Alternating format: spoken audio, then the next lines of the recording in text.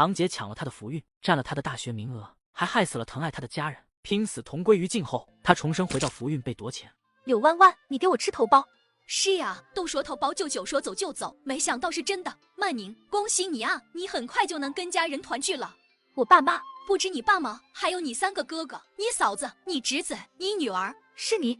不止我，还有你丈夫张宏宇，你女儿从楼上掉下去的时候还在叫爸爸救命，这的真是可怜。你们害死了乐乐！柳曼宁恨绝，咬着满嘴鲜血，恨不能把柳弯弯吃了。下一秒，他发出非人的尖叫，从床上跌下来，扑向柳弯弯。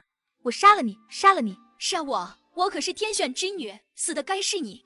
瞧见这玉镯了吗？你真以为我当初是见它好看，想拿回去仔细欣赏的吗？当然不是，因为这镯子有个大秘密，它不但自带空间，还附赠福运。有了它，我的福运绵绵不断，你的家破人亡可全是它的功劳，哈哈哈哈！是我眼瞎心盲，没及时看清柳弯弯的狼心狗肺，但不代表我知道真相后不算这笔账。柳弯弯害死我爸妈，害死我女儿，害得我3个哥嫂没一个善终。今天我就是死，也要拉上柳弯弯一起下地狱。柳弯弯，去死！柳曼宁猛地睁开眼睛，大口大口的喘气。小子，你醒了。熟悉的声音在耳边响起，柳曼宁有些恍惚，察觉到自己是被男人背着后，她下意识伸手去扒拉男人的脑袋，想把他扭过来酌情长相。撒手撒手，臭丫头，想徒手掰断你哥的脖子啊！三哥，不是我还能是谁？撑不住也不知道说一声，活生生给自己累晕了，头还晕不？头晕。柳曼宁迷茫的拍眼，发现身处的环境时，隐约想起来，生平中第一次中暑是17岁那年库下打麦，因为傻被柳弯弯骗走了早饭，自己饿着肚子从早上干到下午3点，结果自然是没撑住。三哥背我去卫生室看了才知道是中暑了，可我不是拉了柳弯弯去死吗？怎么还会出现在这里？难道是临死前怨念难消，隔着梦回呢？三哥，柳弯弯呢？弯弯，他身体不舒服，在家歇着呢。怎么了？怎么了？就是这一天，柳弯弯偷了我妈留给我当嫁妆的镯子。三哥，放我下来，我要回家。回什么家？先去卫生室。不行，先去卫生室就来不及。见他三哥不松手，柳曼宁几乎没犹豫，下意识抬手哈气，挠嘎吱窝一气呵成。哈哈哈，痒痒，臭丫头，住手！哈哈，再挠我把你撂下去了。三哥，快点，我回家有急事。柳弯弯他要偷我东西。什么？他敢？他稳了，别动，哥带你回家。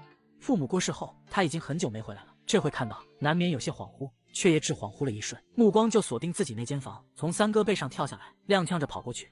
听到动静，鬼鬼祟祟探头查看情况的柳弯弯，见到突然复返的二人，愣住。柳弯弯，把你偷我妈的镯子还给我！该死的，他们怎么回来的这么快？我好不容易寻到机会，骗过三房，单独留在家里，才拿到镯子，藏起来还没10秒，他们就回来了。什么镯子？什么偷？曼宁，你在说什么？柳曼宁不听他的解释，一屁股坐在柳弯弯的肚子上，掐住他的脖子，一巴掌拍过去。还给我！我没偷。柳曼宁，你疯了？交出来！来人啊！救命啊！曼宁要掐死我！紫藤哥，我也是你亲妹子，你不能见死不救啊！哎呦，宁丫头这是要掐死歪丫头啊！疼小子怎么不知道拦着点儿？赶紧把俩人拉开呀！拉什么呀？难得这么热闹。疼小子，你能不能管你妹了？不能管，我们替你教训。刘子腾，你就这么看着宁丫头欺负弯弯妹子，是不是男人？你不管，咱们替你教训。三哥，我看谁敢动我妹儿！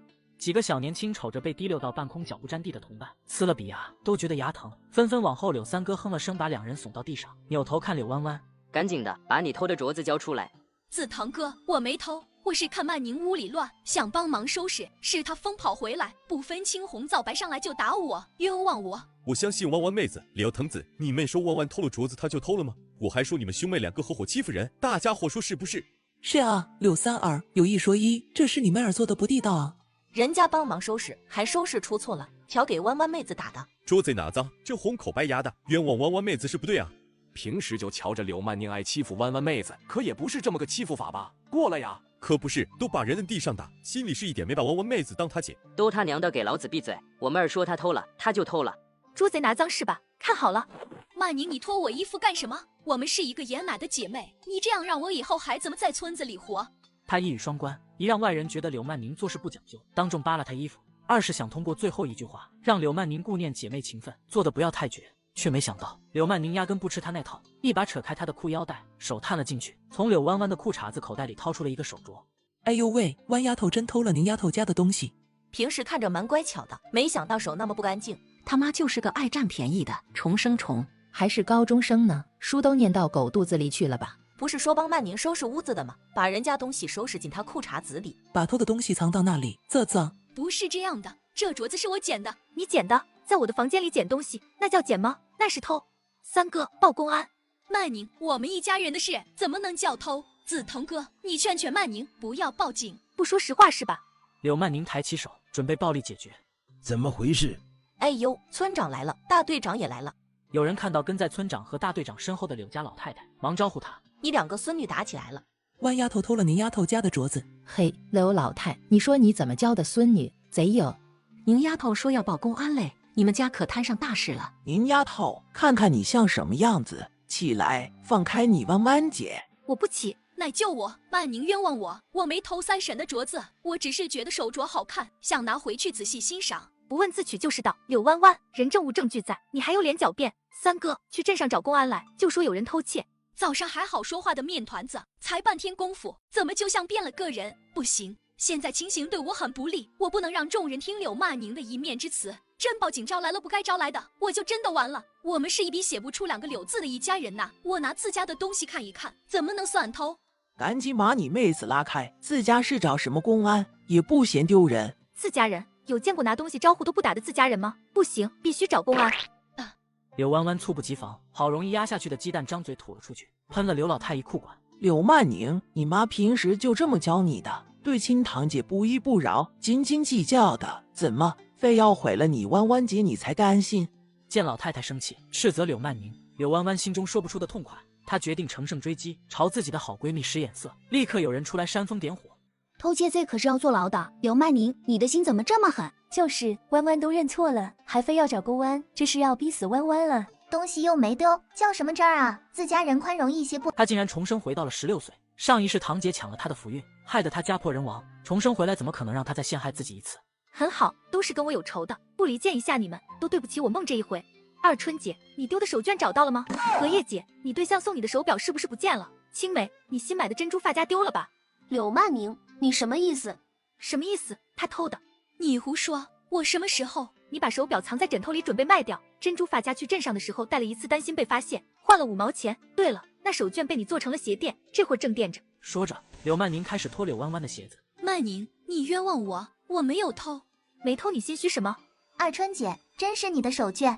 那我的手表。柳曼宁指了指柳弯弯的房间，女孩飞一样冲进去，片刻后抱着一个枕头出来，从里面掏出来的正是一块精致的女款手表。乖乖，这可是价值100多的东西，真是他偷的。知人知面不知心，刚才还叫嚷着不是他偷的，转眼就打脸了。柳弯弯，枉我把你当姐妹，报公安！我要报公安！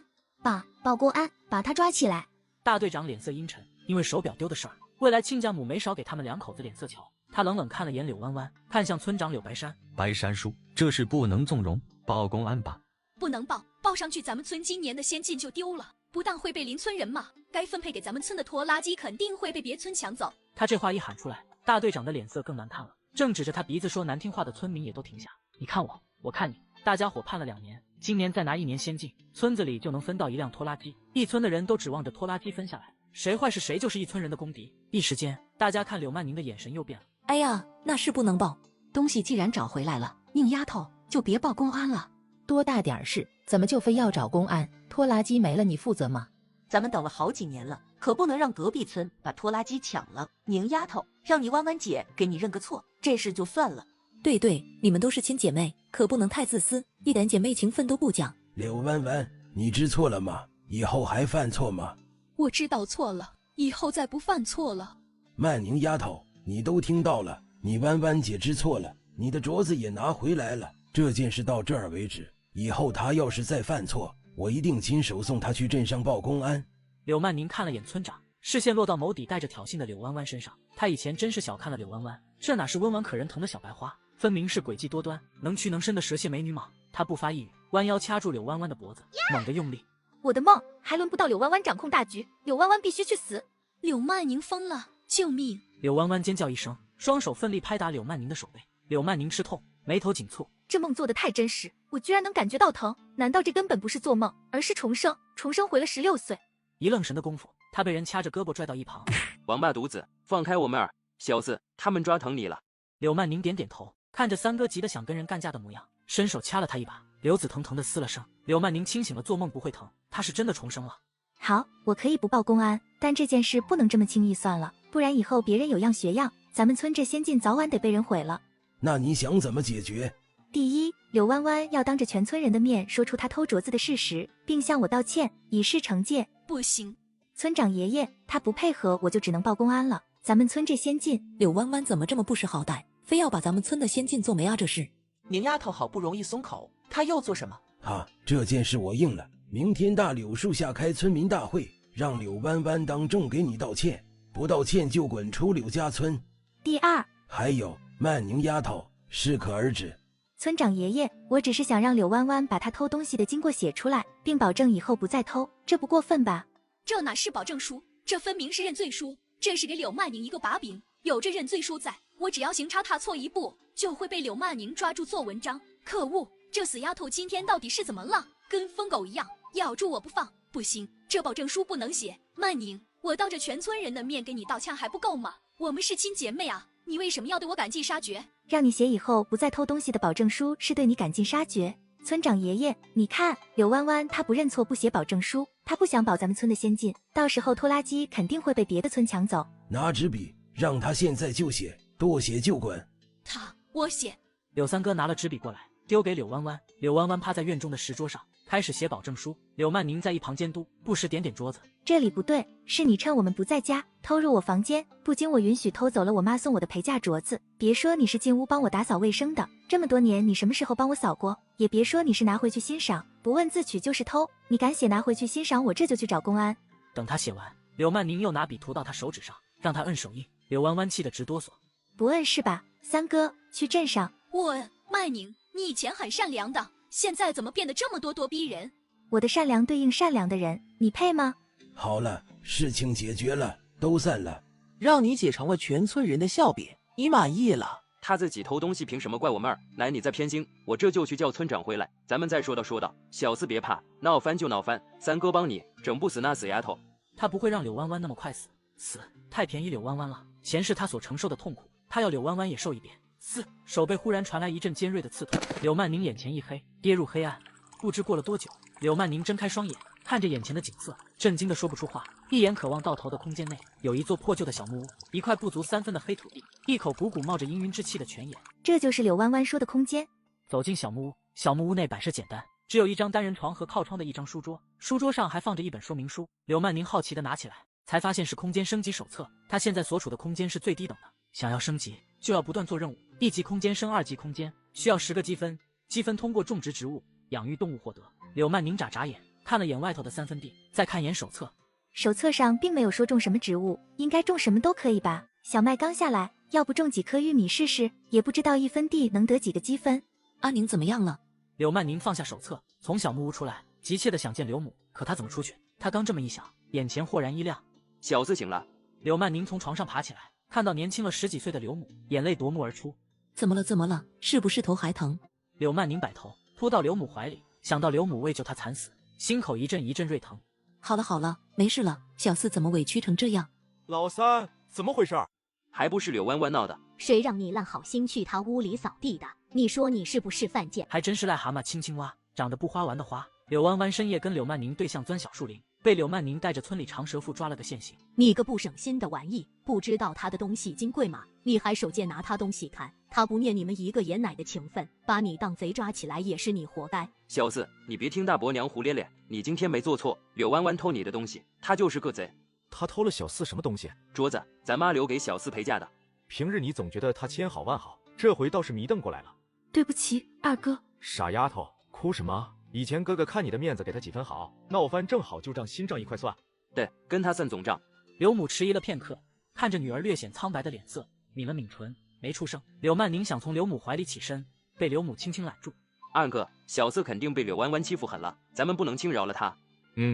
我一片好心，是曼宁他疯了，非说我偷了他东西，一家子姐妹毁了我的名声，他又能落到什么好？兰州哥、紫藤哥，你们快劝劝曼宁，我们是一家人，他这么做见我，你们也跟着丢脸。柳弯弯，你过去给你三婶子跪下，他不原谅你，你就跪到死。你名声被曼宁败坏，你也只能自认倒霉。谁败坏他名声了？分明是他偷我妹镯子，被我们抓了现行。叫你手贱，看人家镯子干什么？你要是偷到手了也算你的本事，东西没偷到还背个偷东西的罪名，被人指指点点戳脊梁骨，你不嫌丢脸我嫌丢脸。我告诉你，今天不把保证书给我要回来，让你婶子松口，放弃明天的道歉，你就给我吊死在这算了。还要不要脸了？不给！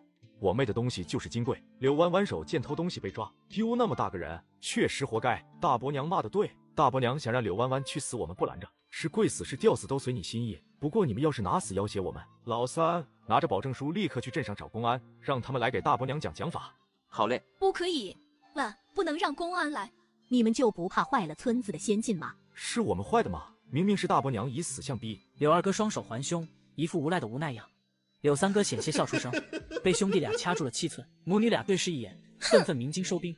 我怎么生了你这么个蠢东西？你平时那点聪明劲儿都哪去了？疼！柳弯弯躲了2下，委屈的红了眼睛。他本来想求刘老太出面，谁知道刘老太害怕真被村长赶出柳家村，不松口。他没办法，才跟他妈演这么一出，想逼心软的三婶松口，又被柳二、柳三坏了事，一时恨得牙痒痒。对了，展宏宇。谁？展宏宇？我去找他来，他是我跟柳曼宁的高中同学，柳曼宁喜欢他，他喜欢我，我让他来找柳曼宁，柳曼宁肯定会听话，交出保证书，明天我也不用在全村人跟前丢脸了。那你还愣着做什么？赶紧的！展宏宇喜欢你是他的事，你给我放聪明点儿，你以后可是要嫁有钱人的，除非比那个玉南楼更有钱才行。柳弯弯忙嘘了声，大伯娘朝窗户的方向看了眼，摆手道：听不见，远着呢。我说的话听到了没？我知道，南楼哥长得好看，家里有钱，现在还进了研究所。展宏宇就是一下乡穷娃子，我是傻了才会跟他在一起，我就是利用他而已。妈，你放心，我心里清楚着呢。也就柳曼宁这样的蠢货才把展宏宇当宝。等到天擦黑，没人注意大房，柳弯弯才寻了个空隙跑去知青处找人。两人也不说话，碰了的眼神一前一后去了平时常见面的小树林。宏宇哥，弯弯，对不起，我今天没再让你受委屈了。你放心，我明天一定让柳曼宁给你道歉，让他赔你1个月的鸡蛋。想到被柳曼宁做吐的那口鸡蛋，柳弯弯恶心的干呕了一声。不行，柳曼宁害我丢那么大人，只道歉赔鸡蛋太便宜他了。那你想怎么做，我都听你的。宏宇哥，你不是一直想回城吗？等会儿我把他骗来，你们生米煮成熟饭，三叔一家肯定会想办法送你回城的。好，我都听你的。等我回了城，就把他踢了，8抬大轿娶你去城里。宏宇哥，你对我真好。展宏宇舔了舔发干的唇，看着柳弯弯笑颜如花的白嫩脸蛋，也低头亲了上去。宏宇哥，你好坏。乖，给我亲一口就一口。两人干柴烈火，丝毫没注意小树林外聚集了不少人。柳曼宁瞧着火候到了，举起拿了一路的手电筒，啪一下推开，刺眼的灯光瞬间聚焦在2人身上。展宏宇的脑袋正埋在柳弯弯雪白的肌肤上。关了。妈呀，展知青不是曼宁的对象吗？真不要脸！就是曼宁这丫头真倒霉，下午被柳弯弯偷了嫁妆镯子，这会儿又被柳弯弯抢了对象。可不，这孩子还担心柳弯弯怕黑，拿了手电筒接她回家吃饭。柳曼宁，你在干什么？这话应该我问堂姐吧。弯弯姐想干什么？弯弯姐明知道展宏宇是我对象，还跑来小树林勾引他，你就这么喜欢他吗？我没有，你瞎说。柳曼宁压根不给他开口的机会，豁然转头，泪眼婆娑地望着展宏宇。你这个渣男，你既然喜欢柳弯弯，为什么还要跟我谈对象？我恨死你了！我不听，你们都欺负我！他转头跑出小树林，扑到一个胖乎乎的大妈怀里，嚎啕大哭。林婶，我好难过啊！他们合伙欺负我，我要10里8村笑话死了！林婶顶着熊熊燃烧的八卦火焰，正义感很足的对小树林的2人破口大骂。玩意儿，早就看出你们不是好东西。展知青做事不地道，跟曼宁谈着还勾引人弯弯，呸！一个巴掌拍不响，柳弯弯不上赶着送，人家能亲到他，真恶心。柳曼宁虽然背对小树林，手里的灯却一直照着2人。展宏宇被骂得抬不起头，柳弯弯想发挥自己的哭功，可惜柳曼宁带来的都是村里的长舌妇，没人吃他那一套。林婶，你们别说了，既然他们互相喜欢，那我祝福他们。重生回到福运被抢钱，堂姐居然跟我对象搞在一起，2人深夜钻小树林被我发现，看我如何手撕绿茶和渣男。柳曼宁哭唧唧了2声，转身跑了。他关了手电筒，仰头望了眼满是星光的天空，笑了。明天是个晴天。没多久，柳弯弯狼狈地跑回来，进门就叫柳曼宁。那个坡附近，给院子里正蹦跶的鸡鸭鹅都整不敢动了。你又欺负你弯弯姐了？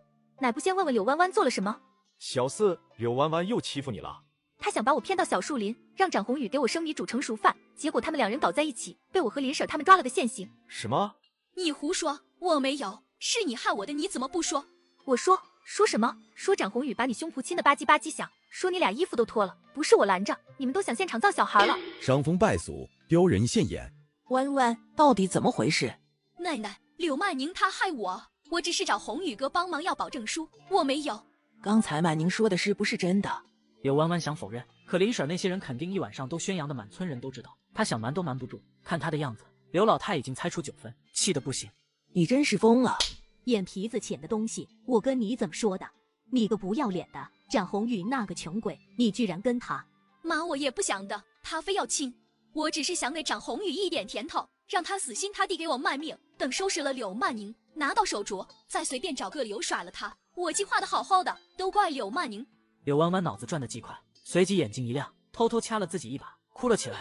曼宁，我知道你恨我拿了你的镯子，但你不该这么污蔑我啊！明明是展宏宇强迫我，你不说帮我，还带着一群长舌妇围观，你让我以后怎么活啊？你说你是被强迫的？奶，你相信我，我真的只是想让展宏宇找曼宁要保证书，我只是觉得丢人，从没想过跟展宏宇有什么。展宏宇是曼宁喜欢的人，我怎么可能跟他抢对象？柳曼宁斜了眼院门外鬼鬼祟祟的人影，突然笑了。二哥，展宏宇这算强奸了吧？你说报公安的话，强奸罪会怎么判？会被枪毙。展宏宇气冲冲走过来，怒视柳曼宁。弯弯怎么会有你这么心思恶毒的堂妹？柳曼宁，我要跟你分手，你也不用拿报公安的话吓唬我们。我跟弯弯是互相喜欢，我们是自愿的。弯弯，我不想再委屈你了，回城的事我再想别的办法。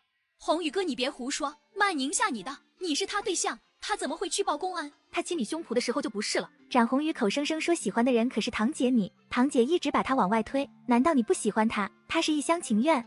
弯弯喜欢我，他说过的。我没有，我不喜欢他。弯弯，你喜欢我，你亲口说的，那次在床上。床上，我爹乖乖都上过床了，搞破鞋啊这是。放在以前要拉出去进猪笼的。闭嘴，谁跟你上床了？展宏宇还要说什么？看到柳弯弯泪水连连，终于意识到自己说错话了。他愤慨地瞪了眼柳曼宁，跟看热闹的人解释：我跟弯弯是清白的，我们没有突破最后一道防线。哦，那就是其他该做的都做了，你们还真清白。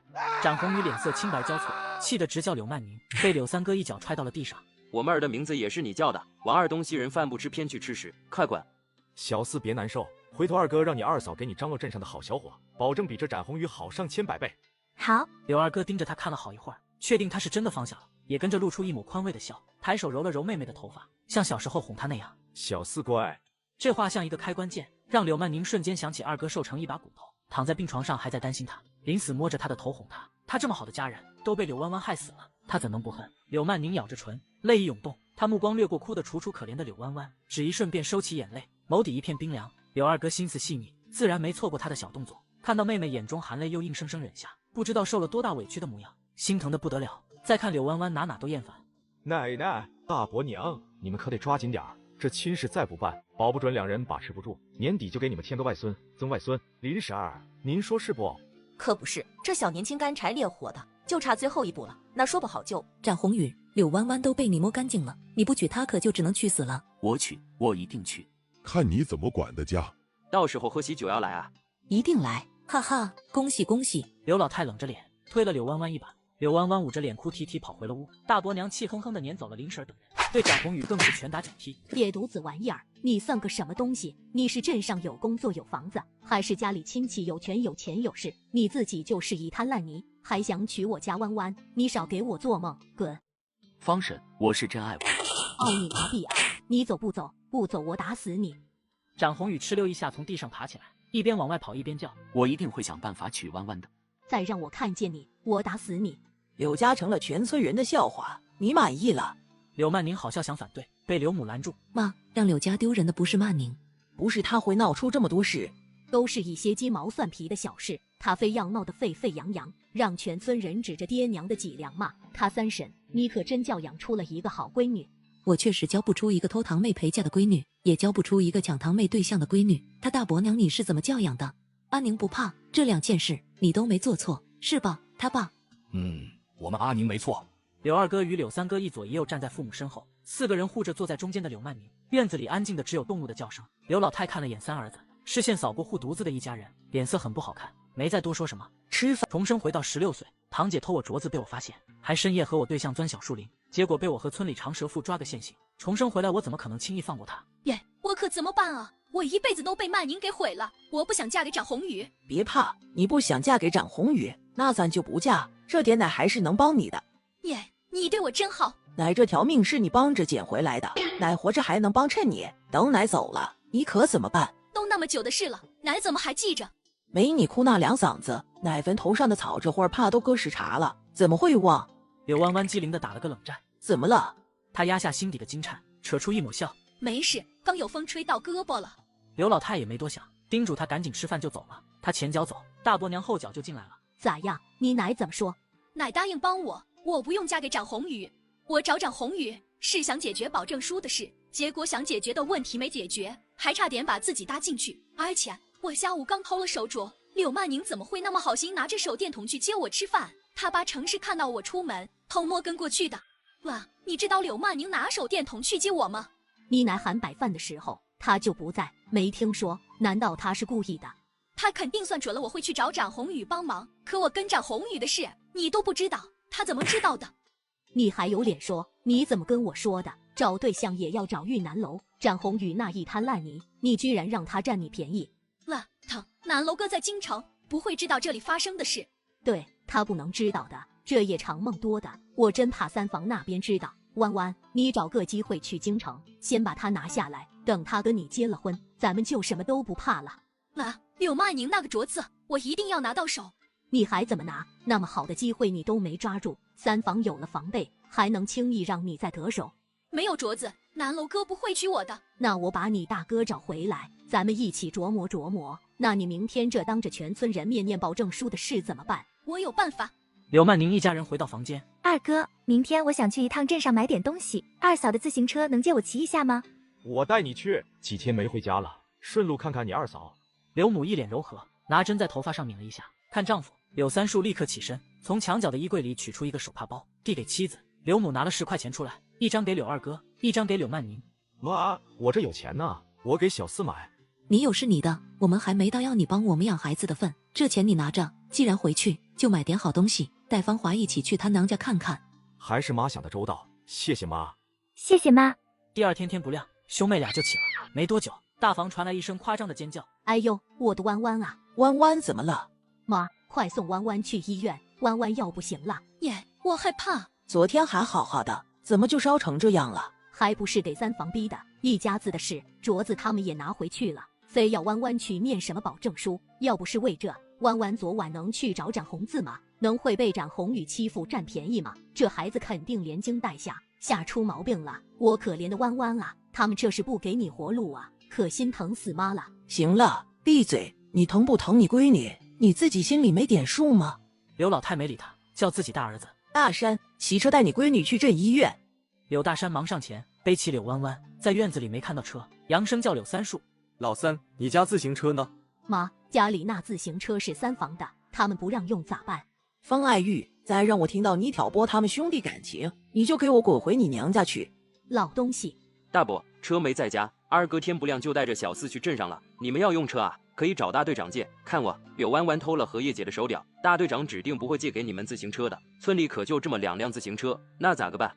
人命关天啊！你们三房心怎么这么狠，连个自行车都不借？哟，弯弯怎么烧成这样？不会烧成傻子吧？柳三哥一点不掩饰自己的幸灾乐祸，视线飘到竖立在墙角的架子车，笑眯眯的出主意：“大伯，架子车闲着，要不推着架子车去镇上？”大山，去吧，我来帮忙。柳三哥大步走过去，把架子车架到轮子横杆上，掂了掂，油总嘎吱，我上点油。他不嫌麻烦的拿来油点在轮子上，手还伸到车床下面试了试牢固度。这下好了。子腾，你是个好哥哥，弯弯做的不对，回头大伯说他。那我陪大伯一起去吧，正好接二哥和小四。大伯，你记得带钱。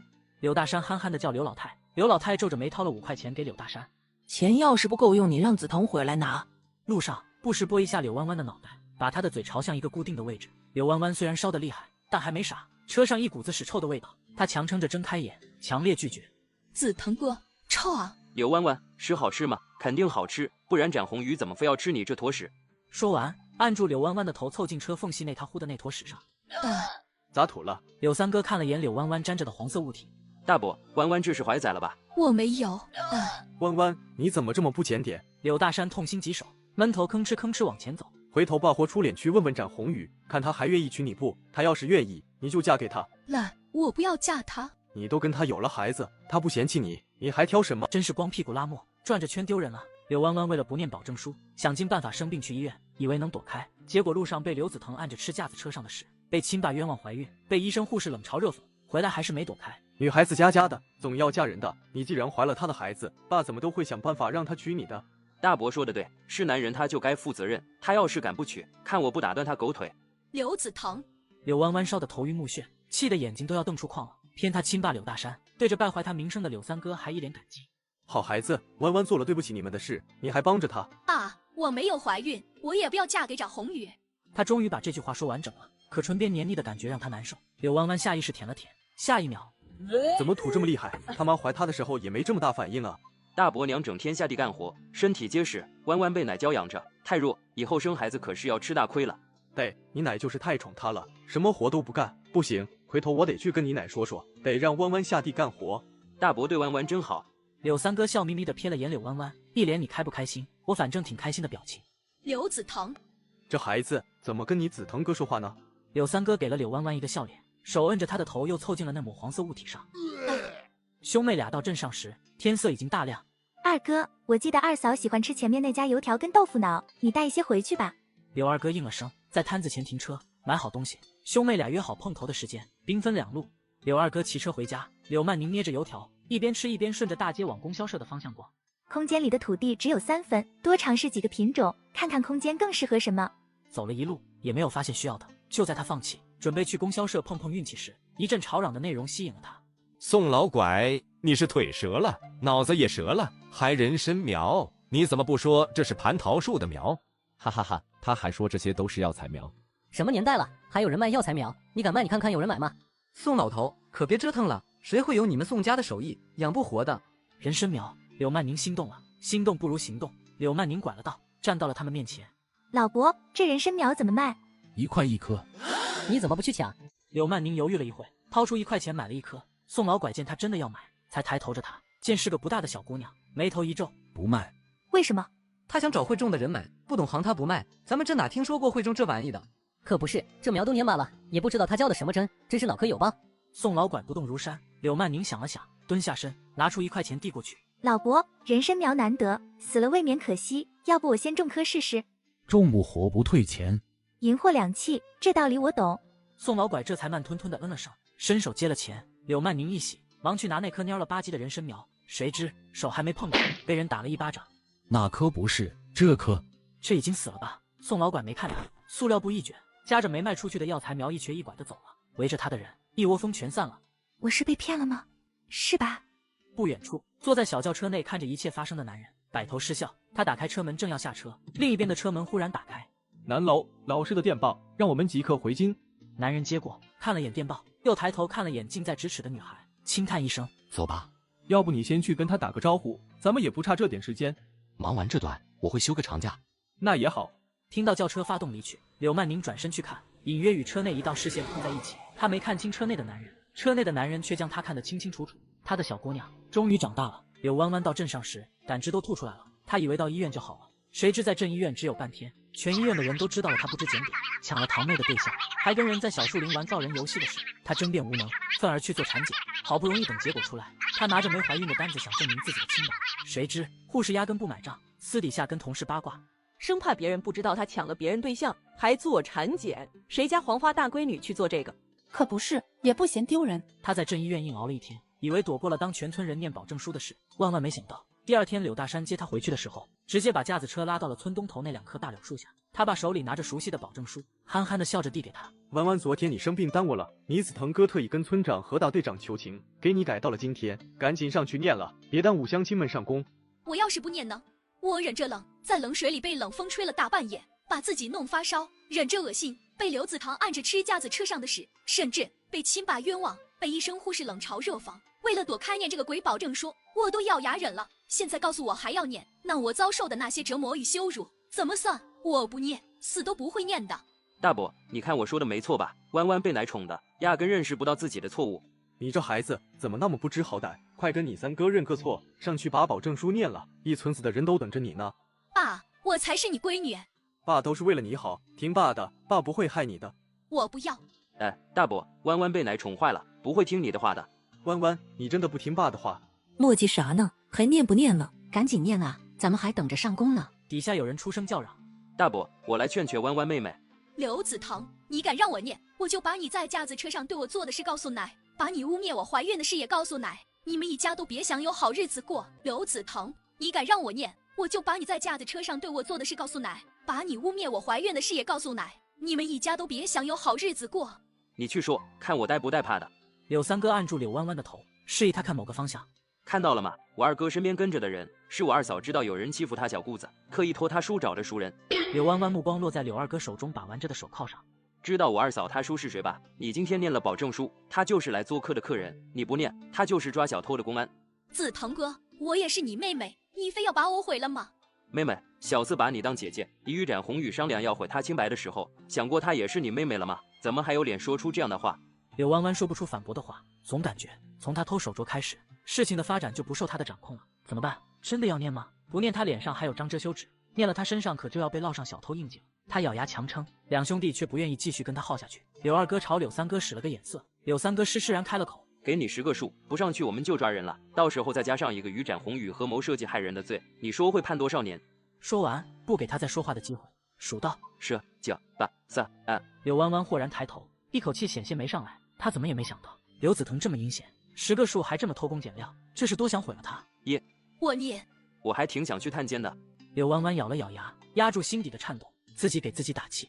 稳住柳弯弯，念个保证书而已，南楼哥离得那么远，他不会知道的。等我拿到福运手镯，就离开这鬼地方去京城。他接过保证书，走到柳树中间的高台上，大队长贴心的把村里唯一的大喇叭挪了过来，把话筒对到柳弯弯脸上：念吧。今天在这里，我要向曼宁道歉，对不起，我不该不经允许进曼宁的房间，拿走他妈留给他的陪嫁手镯，我的行为是不对的，请大家不要学。不问自取是未偷，不要漏了重点。底下一片哗然，柳弯弯那些男粉看他的眼神像看火星人。我不该偷30给曼宁的陪嫁手镯，行了吧？刘老太与大伯娘听到大喇叭响赶来时，柳弯弯已经念完了。看到刘老太，他眼圈一红，扑进刘老太怀里，晕了过去。给刘老太心疼的，看柳家三房的眼神都要化为菜刀，抡过去砍人。柳三哥无所谓，柳二哥把手铐还给身边男人。多谢你走这一趟，改天回去请你喝酒。那我等你。送走男人，兄弟俩去地头会合。看到兄弟俩过来，刘母抬起头，小声问：忙完了？大妈，奶这心真是偏的没变了。你们是没看到柳弯弯晕倒的时候，他那个眼神好像要杀了我跟二哥。这次是小四机灵，没被他们得逞陷害成功。下一次呢？我不是危言耸听，都说只有千日做贼，没有千日防贼的。我不常在家，大个人实在不会把人往坏里想。老三有勇无谋，也不是个会算计人的。再碰到这样的事怎么办？爸，咱们分家吧。分家。柳三树恍惚了一下，看着妻子和女儿，低下头，似乎在想什么。好一会儿都没再说话。柳二哥与柳三哥对视一眼，难掩失望。他们把疼爱子女、爱护妻子是真，孝顺自己父母也是真，想让他点头同意分家，确实不是一句话就能办成的。柳二哥还想说什么，被柳母摇头制止。他爸，咱们不分家，你会保护我和孩子们不受欺负的，是不是？这是身为丈夫和父亲应该肩负的责任。爸，那你可要看好大房，大伯娘跟柳弯弯肯定不会善罢甘休的。还有呢，一定会为难我吗？我不会让他们欺负阿宁的。你奶说你妈我会拦着，她指使你妈干活，我帮你妈干。空间内，柳曼宁满脸惊喜，那颗被他死马当活马医的人参苗居然活了。他望向那口冒着凌凌烟气的灵泉水，这水竟然能让植物起死回生。这种违背科学的存在让柳曼宁有片刻的恍惚与不敢置信，但他随即想到自己的重生。既然他能重生，那灵泉水能起死回生，又为什么不能存在？柳曼宁满腔的激动与兴奋几乎要压制不住溢出来。高兴过后，柳曼宁意识到一个关键问题：前世的柳弯弯是怎么知道这手镯里的潜藏秘密的？除非他见识过手镯带来的福运与妙用，什么情况下他能见识过呢？重生，所以柳弯弯前世是重生的，而我重生在柳弯弯的前世，所以柳弯弯从一开始就奔着手镯与我交好的，从一开始就是想要我一家人的命，心思之毒，挫骨扬灰都不足以报我家破人亡之仇。柳曼宁攥着拳，明明在空间感觉不到疼痛，他却在想到家人的惨死时，疼得浑身颤抖，不能自抑，隐约听到父母和2个哥哥的对话。柳曼宁收回理智，重重吐出一口气。这一回换我保护家人，柳弯弯，我与他不死不休。晚饭时，刘老太果然因为柳弯弯的事为难刘母。家里白面吃完了，你去村头磨坊打些面回来，煮一碗酸辣疙瘩汤给弯弯送去。柳二哥眸底微冷，柳三哥脸上顿现怒容。柳三树似乎没想到自己亲妈会连饭都不让妻子吃，脸上呈现出不敢相信的神色。妈，能不能等吃完饭，我跟阿宁妈妈一起去？不用你，半袋子卖，他又不是提不动，怎么我使唤不动你？妈，非要这样吗？你问问他，教出的好儿女都对弯弯做了什么？弯弯才多大？他们先是给他扣上小偷的罪名，再是根知青钻小树林，弯弯清白的名声被他教养出的好儿女败坏得干干净净，弯弯以后怎么活？妈，做错事的是弯弯，孩子们只是诚实的说出了事实，你不能这么偏心。我这条命是弯弯捡回来的，我就偏心他了。只要他一天是柳家的儿媳妇，只要我活着一天，他就得偿还他儿女犯下的孽债。我们怎么了？奶你还讲不讲理了？柳弯弯不偷小四的镯子，能被我们抓现行。他自己不检点跟展红雨钻小树林，想连手害小四被林婶他们看到，怪得到我们吗？不是你们逼他，他会想到铤而走险吗？这就是你们的错。柳三哥被这不要脸的话激得眼睛都红了。柳三树呆正原地，好像不认识刘老太一样，直勾勾地看着他。还能不能好好吃饭？不吃都滚！刘老太冷漠地盯着刘母，刘母拍拍柳三树，挣开他，提着半袋子小麦往外走。柳三树踉跄起身，走出饭桌2步，又顿住。他回头看了眼妻子辛苦做出来的晚饭，想到妻子一口都没吃到，又走回来，端起菜碗往空碗里扒了菜。这个菜妻子爱吃，这个菜妻子也爱吃，都扒了点，不一会儿就扒拉了一碗。他三叔，你把菜都扒走，我们吃什么？柳三树看都没看他，扒了菜又去拿馒头，白面馒头统共就2个，一个进了刘老头的肚子，还有一个是刘老太的。柳三树给拿走了。刘老太张了张嘴，想说什么，没能拉下脸。柳三树这顿骚操作给柳曼宁看得只想笑，他给2个哥哥使了个眼色，3人飞快加了点菜，拿着窝窝头跑出去追柳三树跟刘母。刘母看到那个白面馒头，什么都没说，掰开分了柳三树一半。柳三树满眼愧疚，吃饭吧。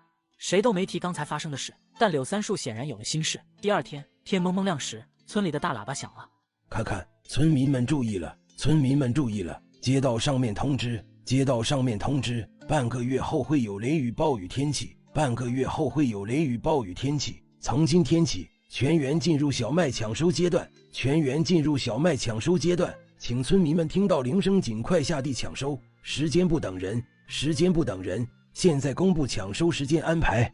吃过早饭，一村劳力乌泱泱的往卖场地头集合，几个副队长拿着小本子大声叫着人民分工，念到人民报了工分，村民立刻投入抢收。柳弯弯被塞了把镰刀，分去割小麦，腰割满8个公分。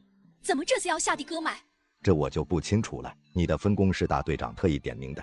阿宁，你负责监督、检查、记工分。好的，守军叔。你们这是针对我，我不服。不服去找大队长。找就找，记工分这活轻松，工分高。我伏低做小哄着柳荷叶说了不少好话，才拿到。柳曼宁凭什么坐收渔翁之利？柳弯弯瞪了眼柳曼宁，转身走了。他没去找大队长。荷叶姐，我有话跟你说。我没话跟你说，走开。荷叶姐，手表的事我是冤枉的。你冤枉？都从你枕头底下搜出来了，你还冤枉？你是不是还想说偷手表的不是你，是只鬼？不是，荷叶姐，手表真不是我偷的。他抬眸，装作害怕的看了眼柳曼宁。柳曼宁，我好心给他打扫房间，发现了他偷的手表，想着先拿回去藏起来，再找机会给你的。谁知道被他发现，所以他才揪着我不放，让我当着那么多人念保证书。你说的都是真的？柳弯弯点头，想说什么被柳荷叶打断。行，那你发誓，如果说了谎，就一辈子穷困潦倒，还会嫁给山旮旯里的傻子当媳妇。怎么不改了？不是，荷叶姐，你是不是不相信我？你发誓我就相信，不然上下一张嘴，这么一刮打，我哪知道你俩谁说的是真话？柳弯弯怔了下，豁然抬头。柳曼宁也找你了，他说了什么？他找我说什么重要吗？柳弯弯，你拿我当傻子一样耍，是不是挺得意的？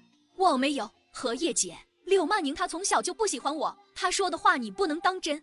行啊，想让我不当真，你发誓，你偷我手表，害我们一家丢人都丢到隔壁大队去了。你以为喊一句冤枉把事情推到柳曼宁身上，我就会原谅你？滚，别逼我删你！柳弯弯被柳荷叶的气势惊得倒退一步，知道自己再不表态，就彻底失去柳荷叶这个助力了。他在心中权衡利弊后，迅速开口：荷叶姐，我发誓，如果我说了谎，就让我一辈穷困潦倒，还会嫁给山旮旯里的傻子当媳妇。那你可记住了。说罢，转身往卖场地头的树荫下走。见他不再敢自己走，态度也略有软化，柳弯弯微松一口气，跟在柳荷叶身后到了地头。你还跟着我干什么？荷叶姐，以前都是我记工分的，刚才守军叔把我的活分给了柳曼宁。啊，我让我爸分给他的，他帮我找回了手表，这是他应得的。手表是他偷的，要不你去找我爸哭2声，看他会不会把活重新派给你。柳弯弯听出了他话里的嘲讽，知道他还没消气，再说下去怕也无济于事，心里又烦躁又恼恨。我都伏地做小成这样了，柳荷叶还拿翘，也不知道柳曼宁胡说八道了些什么，真烦人！我一定要再找机会把手镯弄到手，尽快离开这个鬼地方。柳荷叶瞧见柳弯弯脸色变化，冷哼一声，要不是柳曼宁昨晚找我，恐怕还要再被柳弯弯诓骗。柳荷叶奇怪地看向柳曼宁，这丫头是怎么知道柳弯弯会找他说这些话的？连柳弯弯的反应都猜得8、9不离10。柳曼宁察觉到柳荷叶的视线，回头朝他笑着招手。荷叶姐，分工结束了，咱们得赶紧让社员们进入抢收。柳荷叶唉了声，撵柳弯弯，赶紧回飞你的脉拢去割脉。看到两人的熟人，柳弯弯脸色难看了一瞬，又很快恢复。那我晚点再找荷叶姐说话。柳荷叶懒得再搭理他，转身走了。柳弯弯瞪了眼柳荷叶的背影，不甘心地朝分工的脉拢走。走过2个身强力壮且对他有意思的男青年身旁时，他又猛生一计，装作不经意被什么绊了一脚，惊呼一声，往男青年身上倒。弯弯小心点。柳生哥，我没事，我还有8个公分的脉要割，我不能倒的。说着，脚像断了一声惊呼，又倒回男青年身上，手还搂上了人家脖子。男青年的脸疼一下就红了。对不起，柳生哥，我不是故意的，我只是想赶快回去割脉，那么多，我怕我割不完被阿宁扣分。说完，急急往自己脉拢走，一瘸一拐的模样看上去可怜极了。男青年皱了皱眉，快步走上去。弯弯，我帮你割。可是柳生哥自己还有10个公分的。帮你割完我再去割自己的，很快的。你先去地头树荫下歇着，等割完让曼宁那丫头来检查一下就行了。我都听柳生哥的，柳生哥你人真好。男青年耳尖都红了，拿着镰刀埋头开始割脉。柳二哥与柳三哥看完了全程。二哥，柳弯弯心眼子可真多，还是咱家妹妹好，她那脑瓜子可想不出来这么损的招。小四单纯善良，咱们当哥哥的得保护好她，绝不能让她再被人欺负，谁都不行。那当然，尤其是柳弯弯这死丫头。柳二哥看了眼跑着记公分的柳曼宁，又看了眼躲到地头树荫下乘凉的柳弯弯，舌尖抵了抵后槽牙。老三。柳二哥勾勾手指，柳三哥凑上去，兄弟俩密语了好一会儿。柳三哥笑眯眯地走到男青年身边，不知道说了什么。男青年脸色难看地瞥了眼柳弯弯，收回镰刀，回了自己的脉络。柳子腾说了什么？柳弯弯站起来，一瘸一拐地往男青年的脉拢走。柳生哥，你怎么不帮我割了？男青年割脉的镰刀顿了下，没回头，也没说话。柳生哥，是不是子腾哥跟你说我坏话了？子腾没说你坏话，我家里份的地多，割完这些还要帮我爸妈妹妹割，没空帮你了。他自己说帮忙割的，这会说反悔就反悔，那他刚才干嘛占我便宜？呜呜呜！听到他的哭声，男青年手中镰刀挥舞得更快，3、2下割出去好远。柳弯弯差点没气死，柳三哥嘿嘿直乐，柳二哥却看着朝柳弯弯走去的男人，眸色皱了。这展宏宇真是数苍蝇的，专盯屎堆。弯弯，柳生欺负你了。不用你管。我知道你还在生我的气，我那天不该那样说。弯弯，我是真的喜欢你，想跟你结婚。你闭嘴！你拿什么跟我结婚？醉吗？我们不吃饭不住房吗？你连自己都顾不住，以后怎么养活我跟孩子？展宏宇怔了下，随即目光热烈地看着柳弯弯。弯弯，我就知道你那天说的话不是真心的，你也喜欢我的是不是？柳弯弯张嘴想反驳，但看到别人已经割出去很远的脉络，抿了抿唇。宏宇哥，我脚扭了，你能帮我把脉割了吗？当然没问题。展宏宇被柳弯弯似是而非2项话哄的，立刻点头就要应下。展宏宇，赶紧回来，再不回来记你旷工，今天1个公分都不记，过几天你也别想分粮食了。2人同时抬头看向说话的柳荷叶，柳荷叶旁边站着一脸微笑的柳曼宁，2人的神情同时一僵。弯弯，我先回去割我的，等我割完再来帮你。柳弯弯看了眼展宏宇的脉络，还没有柳生帮他割得多，等他自己割完得猴年马月。见他不说话，展宏宇只当他默认了，转身回了属于自己的脉络。柳弯弯恼恨地瞪着柳曼宁，弯弯姐，你再不割脉，我只能按规矩扣你公分了。那你呢？我去看看，说不定我能治好他扭伤的脚。柳荷叶没明白他话里的意思，等看到柳曼宁的动作，眼睛瞬间瞪圆了，还能这么玩的？柳曼宁慢大步走过去，拎起地上的镰刀，没有任何征兆的刷一下朝柳弯弯扭伤的脚挥过去。柳弯弯猝不及防，吓得发出一声尖叫，身体也下意识地跳到一旁躲闪，谁知镰刀压根没碰到他，直接砸进他脚下的地里了。场面瞬间一静，随即一阵大笑从柳弯弯身后响起。柳生，这下信了吧？哟，感情刚才柳弯弯故意装扭了脚，好让柳生给他当免费劳动力呢。不想干活还想拿工分，好事全让他占了呗。人柳生媳妇都没说呢，他那手都搂到人脖子了，啧，柳生脏了，真是偷鸡不成蚀把米。柳弯弯不想上工上演苦肉计，被柳曼宁拆穿，柳弯弯气急败坏，结果柳曼宁繁衍苦肉计教他做人。你这个贱人，你不让我好过，我也不会让你好过。见人骂谁？柳曼宁拽出镰刀，在手上转了一圈，抵在柳弯弯脸上。柳曼宁，你想干什么？干什么？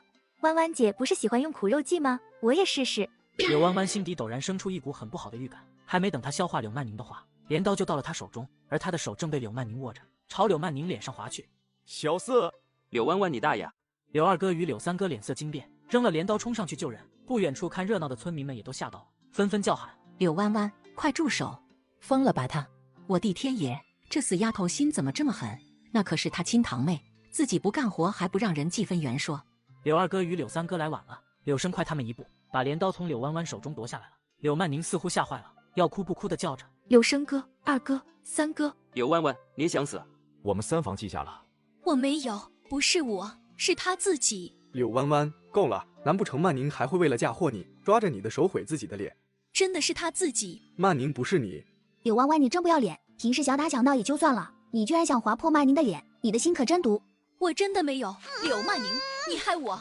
柳曼宁往柳生背后躲了下，柳生上前拦住柳弯弯，叫柳荷叶。柳弯弯在抢收期间搞破坏，耽误农活，装扭伤不干活，按规矩是不是要扣分？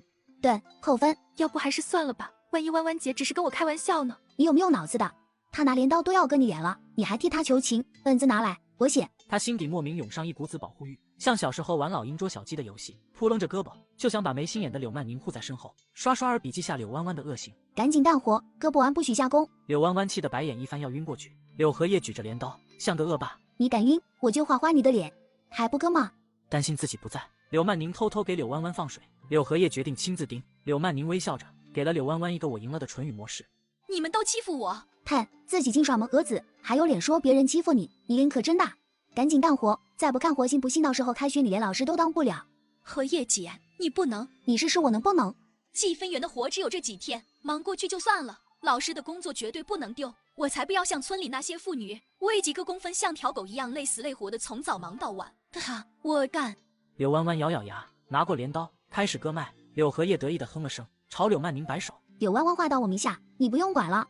说完，半分不避讳柳弯弯，面露嫌弃的冲柳二哥与柳三哥说道：你们这俩哥当的可真行，你们妹子都被人欺负成这样了，你们眼睛是瞎了吗？都不知道护着的。照是我妹被欺负，我上去先给一巴掌。荷叶妹子说的对，是我们的错，我们以后一定保护好小四。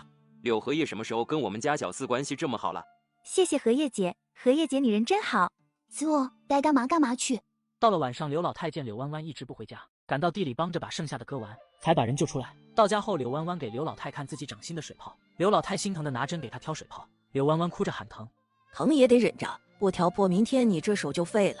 等挑完水泡，刘老太才准一家人吃饭。刘老头早吃完回了房间，饭桌上只剩下大房与三房。刘老太夹了一片肉到柳弯弯碗里，吩咐柳二哥与柳三哥：弯弯明天的麦垄，你们帮着割。不帮。弯弯也是你妹妹，小四当她是姐姐，我们才拿她当妹妹待。可惜她不知道珍惜，奶也别说什么一家人的话，奶为了她欺辱我妈，我们也不是瞎子聋子。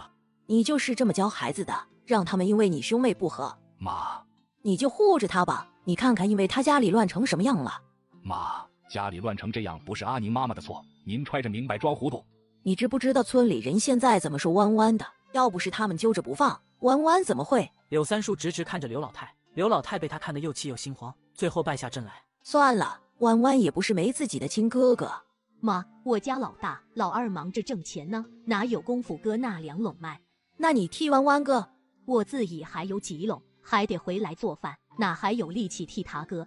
妈，还是让弯弯自己割吧，她以后嫁了人也是要干这些农活的，不然找婆家会被骂的。刘老太蹙眉瞥了眼大儿子，又瞄了眼争抢着给柳曼宁夹菜的3儿子和2个孙子，心口堵得更难受了。曼宁那丫头的爸跟哥哥，生怕他们闺女妹妹干活累着，恨不得什么都帮她做了。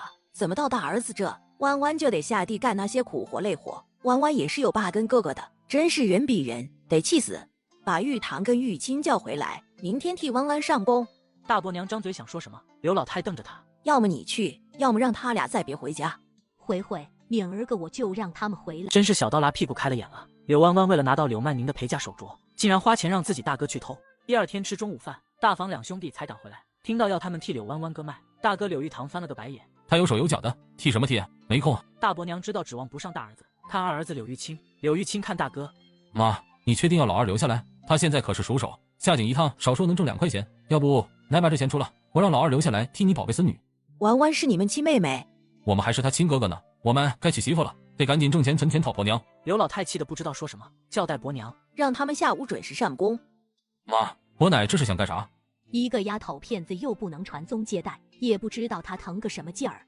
柳弯弯抿了抿唇，没说话。柳玉堂瞅了眼柳弯弯，妈，京城那边是不是要来信了？柳弯弯心一紧，警铃大作。快了吧，我算算，还得10来天。咋了？妹儿，大哥手头有点紧，把你手里的钱给大哥先用用呗。柳弯弯摇头，大伯娘一巴掌拍过去。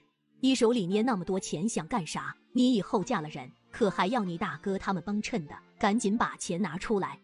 南楼哥寄来的钱一大半都被你贴补姥姥家和大哥了，我手里那点钱是要攒着以后当嫁妆的，我不能让南楼哥家里人瞧不上的。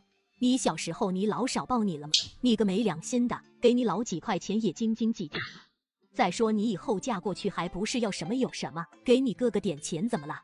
白眼狼还能指望你干什么？那可是你亲大哥。柳弯弯，你想好了，你不给钱，我们可就去找柳曼宁要了。你说他要是知道你……大哥，柳曼宁要是知道了，我落不着好，分给妈那2/3的钱也会没有，你从妈那里也再拿不到1分钱。没了就没了呗，大哥算过，你手里存了不少，我只要150块钱，够人一帮。柳弯弯气得磨牙，好一会儿才喘了口粗气道：“钱给你也可以，我有2个条件。跟大哥讲条件。第一，抢收期间的麦子大哥的帮我收。第二，我要3婶儿给柳曼宁的那个陪嫁手镯，大哥要的150块钱，我会先给50，等手镯到手，我才会给剩下的100。我要是不答应呢？那大哥去找柳曼宁说吧。哎呦，学聪明了。跟你哥还耍心眼子，让你拿钱就赶紧拿钱。柳弯弯一声不吭，与柳玉堂对视。行，大哥答应你，你二哥帮你割麦，我负责偷手镯。成了，只要手镯到手，我就能离开这鬼地方了。赶紧拿钱去。大伯娘推了柳弯弯一把，柳弯弯踉跄着回了自己房间，不一会儿拿着一个手帕回来，递给柳玉堂，打开，里面是整整齐齐5张10元的票子。好妹子，准备好剩下的100，等大哥的好消息。柳弯弯点头，等柳弯弯出去，柳玉堂啧了声，这死丫头也不知道把钱藏到了哪，怎么找都找不着。行了，等她嫁到京城，你们要多少钱没有？别把她逼急了。现在要个钱都这么费劲，真嫁了人还不知道是什么熊样。大哥，咱们这样是不是不太好？哪不好了？丫头片子本来就是外人，早晚要嫁出去的，到时候还是咱们哥俩相互扶持，你可别在这给我犯糊涂，老实听我的话就行了。戴伯娘看着二儿子就有些脑壳疼，都怪柳大山，老二全随他了，屁都憋不出一个。柳弯弯怎么说动他们兄弟割麦的？柳曼宁不关心，他现在比较关心他空间里的人参苗。才几天功夫，人参苗肉眼可见的壮实了。从空间出来，柳曼宁找到一根玉米棒，掰掉玉米粒，挑圆润饱和的拿到空间，浸泡过灵泉水后，在地头整理出一小片地方，准备育苗。吸收了灵泉水的玉米粒，几乎在他种下没多久就开始发芽了。玉米苗长势喜人，柳曼宁又是授粉又是浇水，忙得不亦乐乎。小半个月后，玉米棒子竟然长成了，3分地种出来的玉米，收起来堆到地头也不少。抢收结束，有一天休息时间，柳二哥要回镇上，柳曼宁背上小背篓蹭车跟着去了，却不知道他前脚出门，柳玉堂后脚就跟了上去。柳二哥余光瞥见后面的人影，皱了皱眉，不动声色地加快速度，把人狠狠甩了个没影。柳玉堂骂了句脏话，想作罢，但想到那100块钱，又跟了上去。柳曼宁那屋，我逮着机会去了几次，犄角旮旯都没放过，愣是没找着柳弯弯要的手镯，所以我决定直接找柳曼宁当面要。当然，柳兰州跟刘子腾这俩人是肯定要避开的，凉西皮的，一个赔钱货。三房那仨兄弟跟神经病一样护着，小时候没少因为欺负柳曼宁被这俩人按着揍，老实成那样的老大柳玉根还放哨看着人让他们揍，妈的，想想就一肚子窝囊。真是门缝里看人，把人看扁了。柳曼宁拿着用空间灵泉水种出的玉米去国营饭店卖，结果那里的服务员骂他是泥腿子，气得柳曼宁分分钟教他做人。柳玉堂憋了一肚子气，紧追快赶，还是把人跟丢了。被柳玉堂惦记的柳曼宁费了老大口舌，才让柳二哥放弃带他回家的念头。记着别乱走，中午到点去二哥家吃饭，我去国营饭店买你喜欢吃的猪肉大葱饺子。二哥记得买二嫂喜欢吃的红烧肉。我自己媳妇还需要你操心。柳二哥看了他一眼，有些好笑的拍了拍妹妹的头。去吧。柳曼宁摆摆手，背着小背篓转身跑了。70年代个体经济还没实施，黑市风险大，所以我把首选地定在了国营饭店。我得赶在二哥去国营饭店前把玉米推销出去。他想了一路怎么说服国营饭店的大师傅，毕竟玉米这东西再过几个月遍地都是，现在的卖点就是个反季。到国营饭店时才过9点，已经有人在门口排队了。柳曼宁挤到前面去敲门。敲什么敲？还没10点呢，等着。我不买东西，我卖东西。不买。小姑娘，你去后门，他们大师傅一般在那收货。谢谢大爷。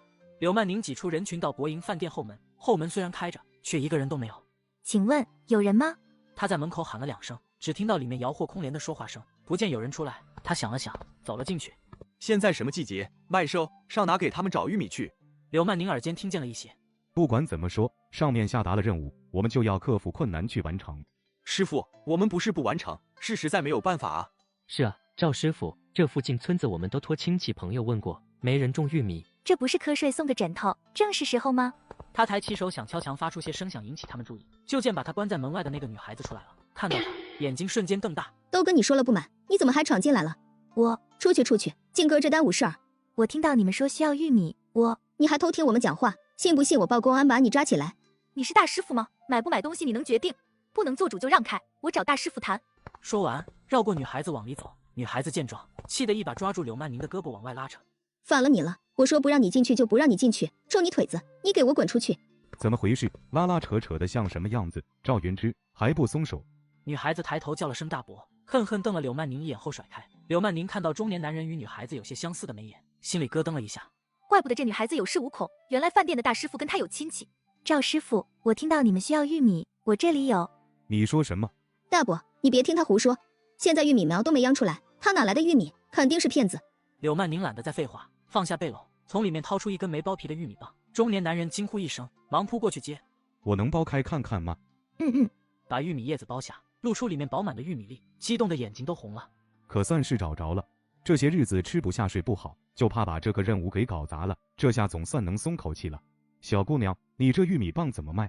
柳曼宁看看女孩子，女孩子一张脸憋得通红。你看我干什么？不卖了。你故意的。柳曼宁伸手拿回玉米，背起背篓转身就走。小姑娘，别走啊！大伯，他故意的，他报复我刚才骂他。你给我闭嘴！中年男人在迟钝，这会儿也反应过来了，肯定是他这个侄女嘴上没好话惹恼了人家小姑娘。小姑娘，你先停下来，咱们有什么话好好说。柳曼宁停下墙上写着为人民服务几个大字旁，问中年男人：赵师傅，咱们国营饭店是为人民服务的饭店吗？这是自然。他扒拉我，骂我泥腿子，对我呼来喝去，您觉得他这是为人民服务的样吗？赵云之，过来给小姑娘道歉。我不要。过来道歉。回家你自己选。大伯，我才是你侄女，你帮着外人欺负我。混账东西，不知道我这个大师傅的位置被人盯着，完不成任务就做到头了吗？快点。对不起。你要多少？4不6根吧。本来8分，现在1毛。赵师傅忙掏出6毛钱，两人一手交钱一手交货，玉米拿到手，他重重吐出一口气，这回我大师傅的位置才算稳了。再看眼前的小姑娘，想到她方才的幼稚，有些好笑。小姑娘脾气有些大，以前受欺负狠了，现在一点欺负都不想忍。赵师傅运气真好，我的运气也好，虽然有点小波折，好在开门红了，可是剩下还有1000多根呢，去哪里卖呢？要不去黑市碰碰运气。看他走远，赵师傅收了脸上的笑，教训侄女：跟你说过多少遍，态度端正，不要动不动就瞧不起人，你是拿脚后跟听的吗？人家供销社的售货员也这样，又不是我一个。这是最后一次，再有下次，你回去换你弟弟来。你爸一直想让你弟顶你的位置。柳曼宁在街上晃悠了一圈，在一处狭小的巷子口看到了2个像门神一样的男青年。看到他，先是满眼警惕，再看到他背着背篓，神态肉眼可见的放松下来。小姑娘，买东西？卖东西。男青年对视一眼，其中一人伸出一根手指，1毛钱。收费的。只收一次，下次你来就不收了。放心，不白收你的。检查的来了，我们会通知你。柳曼宁朝里张望了一下，巷子尽头还得往里拐，什么都看不到，人都在里面。他犹豫了下，掏出还没捂热的1毛钱递过去。去吧。两人让开路，柳曼宁快步进了巷子，拐过去，果然如两人所说，里面有蹲着卖东西的，也有挎着篮子买东西的。柳曼宁找了个角落，把盖在背篓上面的布掀开一点，露出玉米棒。哎呦，这是玉米，这个季节就能种出来，倒是了不得。小姑娘，你这玉米怎么卖？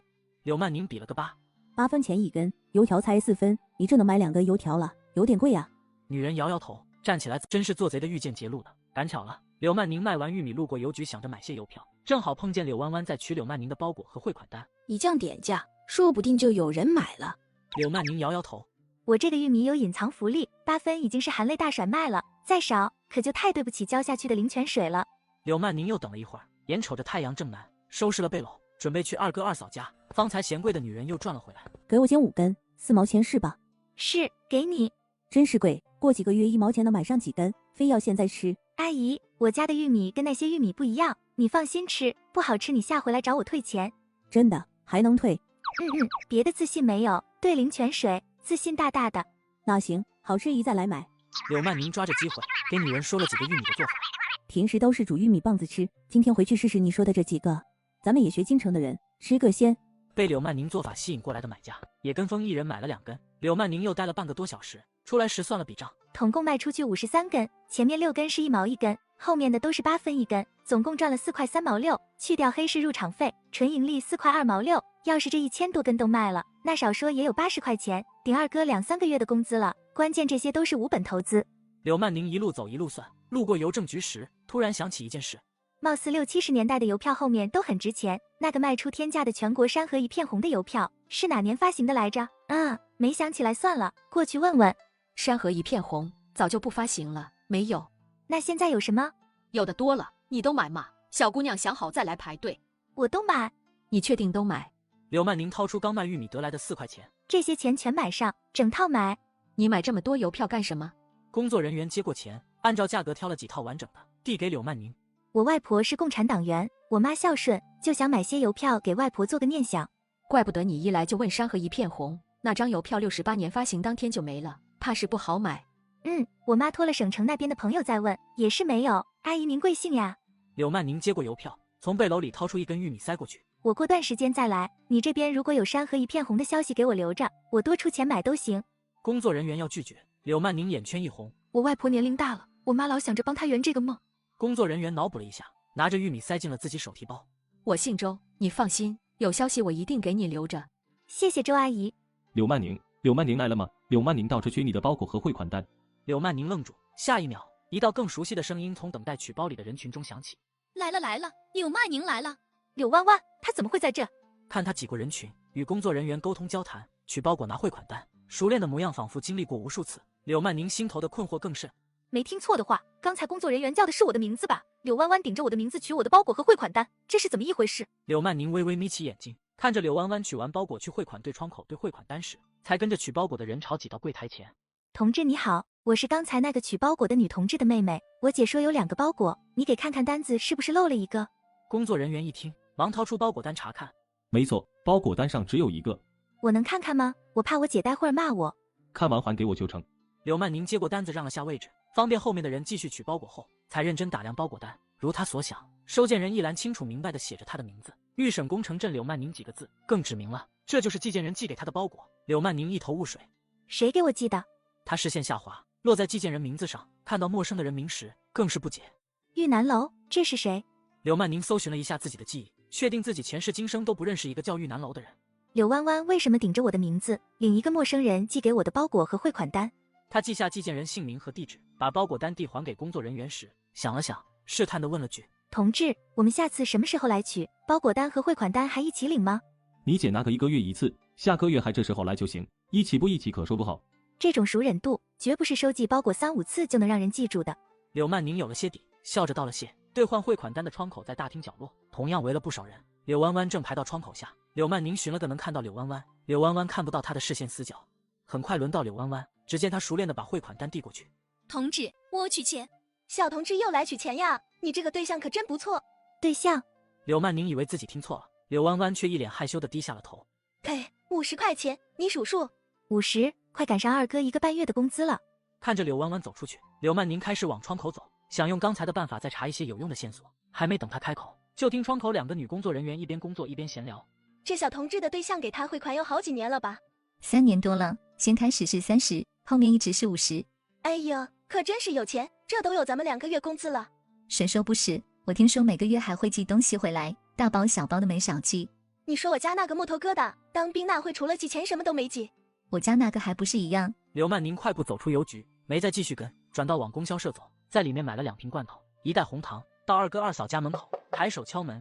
安宁来了，快进。重生回到80年代，堂姐顶着我的名字取我的包裹和汇款单被我发现，拿着我的包裹，拿着我的钱，还想顶替我嫁到京城，重活一回，我怎么可能让她如愿？安宁来了，快进来。略带稚气的脸上迎着温柔的笑容，连声音都带着熟悉的笑意，与前世那个因二哥去世丧失活下去意愿，最后只剩骨头架子的二嫂截然不同。柳曼宁有一瞬间破防。二嫂怎么了？李芳华清澈的眼中立刻盈满担忧，一手安抚地拉着柳曼宁往屋里带，一边扭头叫人：兰州哥，你快出来，安宁被人欺负了。怎么回事？碰到柳玉堂了？没有，就是好久没见二嫂，有点想她。我也想阿宁了。你们2个洗手吃饭。姑嫂俩对视一眼，都笑了。趁李芳华去洗手的功夫，柳曼宁弯腰把背篓里的东西拿出来。二哥，二嫂有点贫血，这红糖你每天给她喝1碗。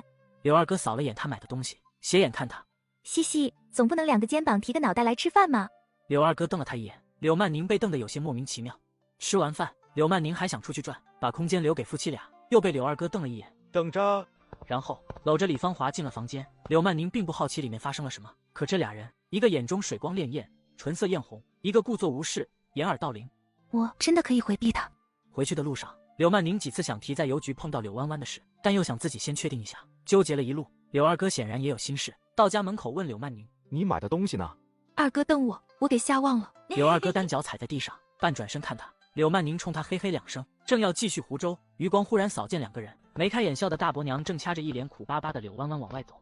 二哥，我今天路过邮局时，听到里面有人喊我的名字，你说奇怪不奇怪？柳二哥敏锐地发现，柳弯弯与他妈几乎同时停下了脚步，看了过来。他微拧眉，目光微垂，询问般看着柳曼宁。柳曼宁给了他一个配合自己的眼神。大伯娘这么开心，是捡到钱了吗？胡说啥？我上哪捡钱去？又没人给我们家寄钱。柳弯弯听到自己亲妈的话，余光在瞥见2兄妹像知道了什么的眼神，背后冷汗直冒。那不是让咱们去找牛婶拿菜种吗？咱们赶紧去吧。拉我干什么？我又没说什么。迟了哪会说的？柳弯弯没办法，只能搬出柳老太。大伯娘瞪了他一眼，哼了声甩开柳弯弯走了。柳弯弯眸底掠过一抹厌恶，咬了咬唇，朝兄妹俩干干一笑。兰州哥、曼宁，你们赶快回家歇着吧。兄妹俩谁也没理他。柳弯弯闹了个没趣，正要走，迎面走过来几个村民，他立刻抬头，似受了什么委屈要哭不哭的看了几个村民一眼，转身走了。这是咋了？柳二哥眸色微凉，柳曼宁扫了眼柳弯弯的背影，抬手捂住脸，哇的一声大哭起来。二哥，弯弯姐怎么可以这样？咱们村拿不到先进秋收就没拖拉机离地了。他干了啥事能影响咱们村先进？弯弯怨恨小四，说我们给大队长送东西抢了他的积分员，他要报公安。可怜我家小四清清白白一个人，被他这么冤枉。啥？这妮子胡咧咧啥？谁规定积分员只能他干了？那他刚才摆出一副你们欺负了他的模样干啥？你说干啥？这妮子心眼都长歪了。走走走，赶紧去找大队长说说，可不能让他毁了咱们村的先进。就是，都等着拖拉机离地。那玩意突一下地，一袋烟的功夫就能离上几亩，可比老黄牛快多了。等几人走远，柳二哥轻敲了下柳曼宁头顶。放下吧，人都走了。说说你刚才提到的邮局是怎么回事？回屋当3哥面一起说。什么？玉南楼，你听真切了。我看过邮寄的包裹单和汇款单，是这个名字没错。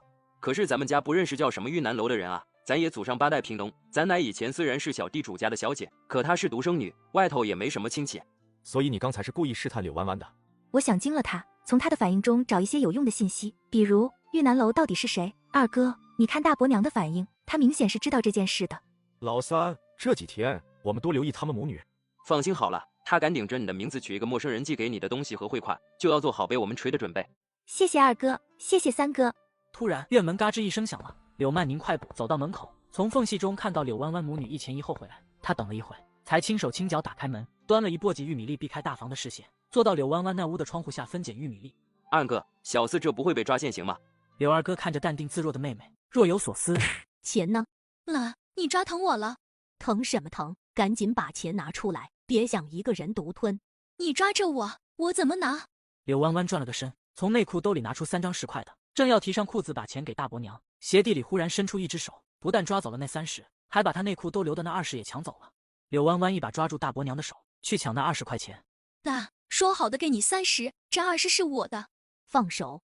你大哥那急用钱，先把这钱给他用，怎么了？说好的拿到手中我再给钱的。妈，你不能这样。我就这样，我告诉你再跟我抢钱，信不信我大叫把3房的人叫来，告诉他们柳曼宁今天在邮局听到的是真的。真是人比人气死人！堂姐顶替我的名字，取我的包裹和汇款单被我发现，柳二哥和柳3哥忙帮我查清真相，而堂姐1分钱没捞着不说，还被大伯娘和哥哥当成了赚钱工具。我就这样，我告诉你再跟我抢钱，信不信我大叫把3房的人叫来，告诉他们柳曼宁今天在邮局听到的是真的。柳弯弯不敢置信地瞪着大伯娘。行了，我就要你这一回，下回的钱还给你留20。你好几次都这么说。柳弯弯被他推坐在床上，眼睛都气红了。柳曼宁看到你取钱了，看见你了没？问你呢。我不知道，我没看见他。要你有什么用？下回小心着点，真被他逮个正着，你就当不成京城人了。你哥他们还等着你嫁人跟你去京城呢。说完，揣着钱喜滋滋走了。柳弯弯有气无力地看着窗外。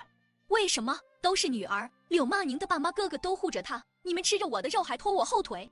柳曼宁端着簸箕回屋，把母女俩的对话简单说了。也就是说，那些东西的确是寄给你的。我知道了，你把对方的地址和姓名拿几个字告诉我。得到了地址，柳二哥起身朝外走。二哥，你要干嘛去？去镇上发电报。邮政局。柳二哥排队到电报窗口，把钱递过去，报了地址和姓名。同志，我发4个字，弯顶慢加不再加3个字，你是谁？同志，需要加急吗？柳二哥摇头。工作人员接过钱，跟他核实了地址和姓名。2到3天对方会收到。3天后，京城郊外国家某处保密级实验室，一封电报送到玉南楼的临时卧室。同事发现他不在房间，随手放在窗户旁的书桌上。等他关门离开后，一阵风卷进来，好巧不巧的把电报扫落到桌腿旁的垃圾桶内。与此同时，柳山凹开始了新一波的下重劳作。柳曼宁又分到了计分员的活，柳弯弯又被大队长点名得了个封土的活。他还想故技重施，让柳玉清帮他干活。柳玉堂不干了，干活可以，再拿50出来。妈把我这次的钱都抢走了，还不够你花吗？这话说的，你什么时候见我的钱够花过了？要么拿钱，要么你自己干。兰州哥跟紫藤哥从来没要过柳曼宁的钱。那你去当他们妹妹，看他们要不要你。为什么柳曼宁的哥哥不是柳玉堂这种烂人？我没钱了。骗谁呢？你每次留20，一年就200次，3年半就小1000了。妹儿，再给大哥拿50，大哥翻了本给你攒起来当嫁妆。你又去赌？柳弯弯险些尖叫出来。柳玉堂一把捂住他的嘴。小声点，你拿钱，我让你二哥继续帮你。你8个公分，这么多地种下来，连晒带蹉跎可就成村姑了。人京城的还能看上你吗？柳弯弯神情一顿，柳玉堂知道自己拿捏到位了。50块钱，再加柳曼宁的手镯，你不是想要吗？最迟半个月，我肯定让你带上，怎么样？我不信你，他永远有用不完的方法骗我拿钱，前世今生都这样，我不会相信他的。柳玉堂嘿了声，左右瞅了瞅，一把掐住柳弯弯的脖子，满眼戾气。贱皮子，给你点好脸色，你真他娘的当自己是个东西了，给不给？大哥，你干什么？别吓着弯弯。柳弯弯捂着脖子，猛咳了2声，虽然只是短暂的被掐了10秒不到，但那股窒息感让柳弯弯心口产生了明显的痉挛。他看向柳玉堂的目光，怨恨中掠过一道极轻的杀气，一闪而逝。拿钱，赶紧的！这是最后一次，大哥记得把我要的手镯拿回来。那是当然，大哥说话一向算话。地里的活交给你二哥，你就在家等着大哥的好消息。大哥上次也这么说。赶紧的，别耽误上工。妹，走，咱们回家拿钱去。他伸手拽住柳弯弯的手腕，不容拒绝地拉着她往回走。回到家，他还要跟进房间。柳弯弯表示了坚决拒绝，再进去就不给他钱的威胁下，才阻止他进屋。飞快拿出50块钱，他把剩下的钱刚藏好，柳玉堂就推门进来了。柳弯弯忙站起身。谁让你进来了？不进来我怎么拿钱？柳玉堂瞥了眼他刚才蹲的位置，意味深长地笑了笑，转身走了。柳弯弯狠狠瞪了眼他的背影，跑过去把门关上，拉长凳堵好，把钱拿出来，换了个地方藏。田地里看到给柳弯弯干活的又是柳玉清，柳三哥啧了2声，一边铲土一边问柳二哥：电报都发出去3、4天了，怎么对方一点反应都没有？再等等，可能对方还没看到。对，我就是看他们不顺眼。柳玉堂那狗东西肯定没憋好屁，柳弯弯又是个黑心肝的。你说大伯那么老实的一个人，怎么生出来这么2个不是东西的玩意儿？估计都随大伯娘了。二哥，你说这玉南楼会不会是咱们认识的人，在咱们村下放了知青？不等柳二哥回他，喃喃自语的继续说着。可下到咱们村的知青也没姓玉的啊，往前推个10年20年也没听过这个姓的家族。二哥，你还记不记得咱们村以前有对逃荒来的小夫妻，带个跟咱们差不多大的小男孩，还喝过咱妈的奶？记得，那男孩姓宋不姓玉。对，我想起来了，叫宋义清，那还能是谁？再远就是镇上了，小4的高中同学有这个姓的。柳二哥摇头，柳三哥一铁先铲出一个坑，真想抓住柳弯弯问问对方到底是谁。不管是谁，我们都是有利方。老三，下重结束我回镇上，你跟我一起去吧。啊，我去干什么？不赚工分没粮食分。家里没上工的不止你一个。再说你是去干正事。什么正事？我跟你二嫂小叔出去开会的时候，认识了一个培训拖拉机的师傅，你先去跟他学学，把证拿到手，等咱们村的拖拉机分下来，你去开。真的，二哥，我能去开拖拉机？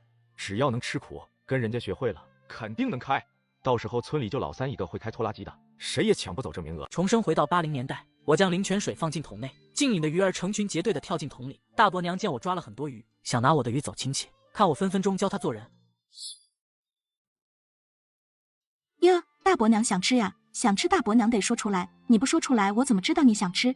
大伯娘噎住，刚张开嘴想说柳大嫂眼里没长辈，可惜柳大嫂压根不给她机会。大伯娘可别拿爷奶说事，爷奶是明白人，可不会占晚辈这便宜。真要占了，传出去还不得被村里人笑倒大牙，是吧，爷？刘老头正惦记着猪头肉，想着一会让刘老太去打2两酒，他解馋。柳大嫂这话一出，他瞬间阴了脸。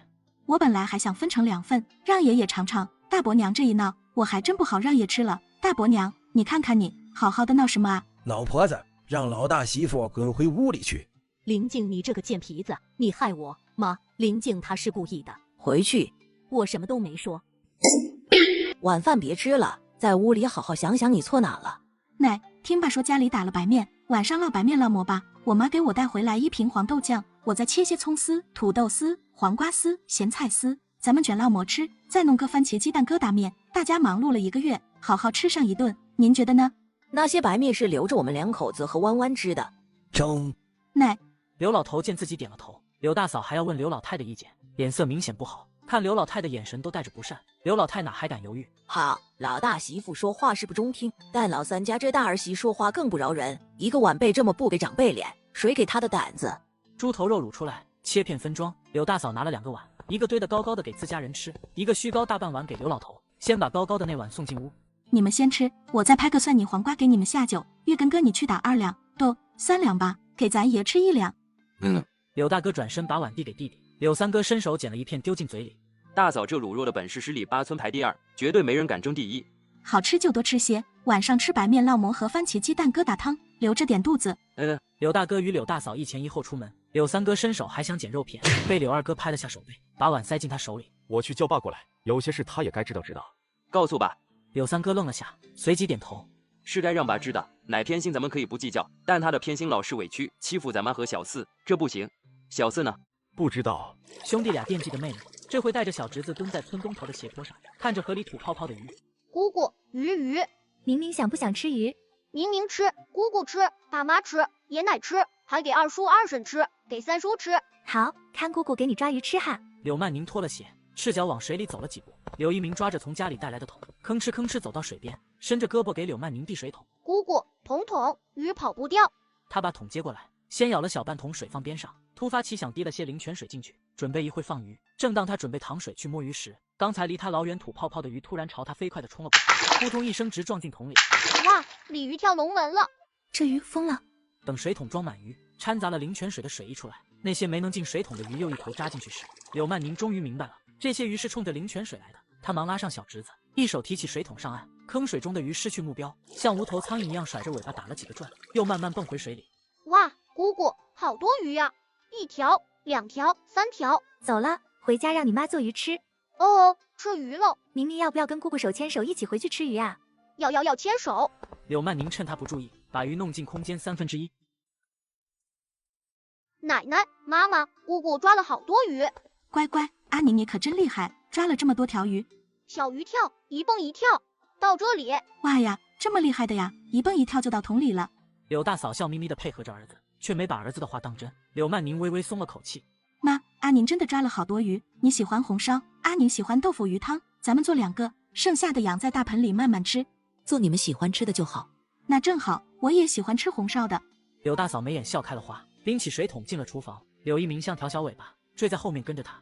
妈，你这给谁拿的千层底？刘母看一眼他的脚，给我的，我这双还好着呢。过几日学校开学，你穿着的。妈，你也觉得柳弯弯会在学校混不下去？刘母瞥了他一眼没说话。柳曼宁嘿嘿笑。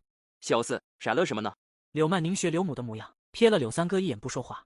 给柳三哥急的扯起他的小辫子，一脸恶霸相，粗声粗气道：说不说？大哥、二哥、三哥欺负我。咋了？柳大哥应声走出来，面色焦急。老三，你又揪小四的辫子，还不松手？我就跟小四开个玩笑。柳大哥还要说什么？柳一鸣小炮弹一样从厨房冲出来，扑抱住柳大哥的腿。爸爸，姑姑好厉害，小鱼蹦蹦跳跳就到水桶里了。是，姑姑好厉害。鱼，看鱼，爸爸看鱼。好，看鱼，爸爸陪你看鱼去。老二，看好老三，别让他再欺负小四。大哥，我那不叫欺负啊。三叔打姑姑，不给吃鱼。重生回到80年代，我用灵泉水抓了好多鱼，大伯娘看了想拿去走亲戚，看我如何分分钟教他做人。晚饭摆在了厨房。爷，您是一家之主，这些日子您辛苦了。第一个烙馍你先吃。奶这些日子也辛苦了，这是你的。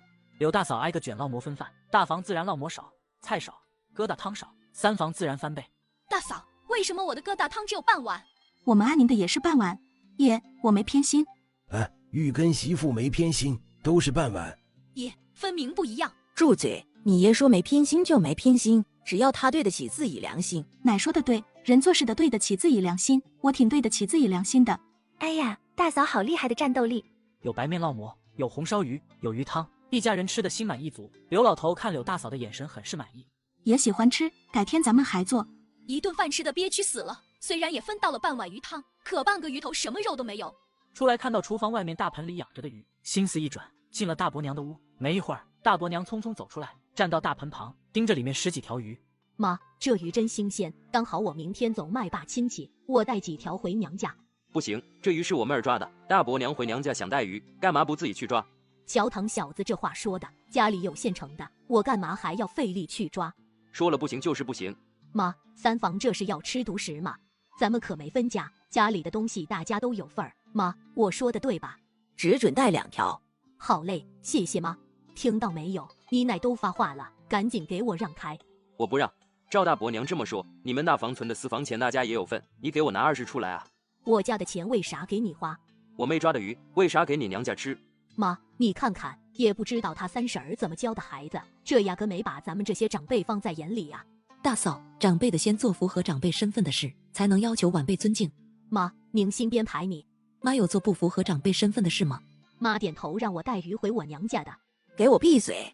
怎么这个家我还做不了主了？妈，阿宁妈妈不是这个意思。你大伯娘说的没错，没分家，家里的东西大家都有份，她可以带2条鱼回娘家。同样，大房要是抓了鱼回来，你们也可以带2条回你们老家。那你这是偏心。大房什么时候拿出过东西来，都是占我们三房的便宜。哎呦，一家人分这么清楚，腾小子你是不是想分家？分家就分家，不会说话就把嘴缝上。妈，我可没撺掇分家的意思，是人家三房惦记着分家呢。傻了才会分家，二房2口子每个月都往家拿钱拿粮食，我们家可从来没饿过肚子。还有三房老二那个厂长小叔，一句话就能给我儿子安排工作，这么好的人脉，分了家我可一点光都沾不上了。耶，子腾哥是不是因为我才一直针对我吗？不关你的事，是他的错。奶偏心都偏到嘎吱窝去了，当然是我的错。子腾哥，你怎么能这么跟奶说话？奶说什么做什么，都是为了我们好，奶不会害我们的。是不会害你，我们就不一定了。耶，子腾哥以前那么听你话的一个人，怎么变成这样了？行了，宁心，我刚才问你的话你还没回答我，你说我还能不能做这个家的主了？妈，你给我闭嘴，我就要他回答。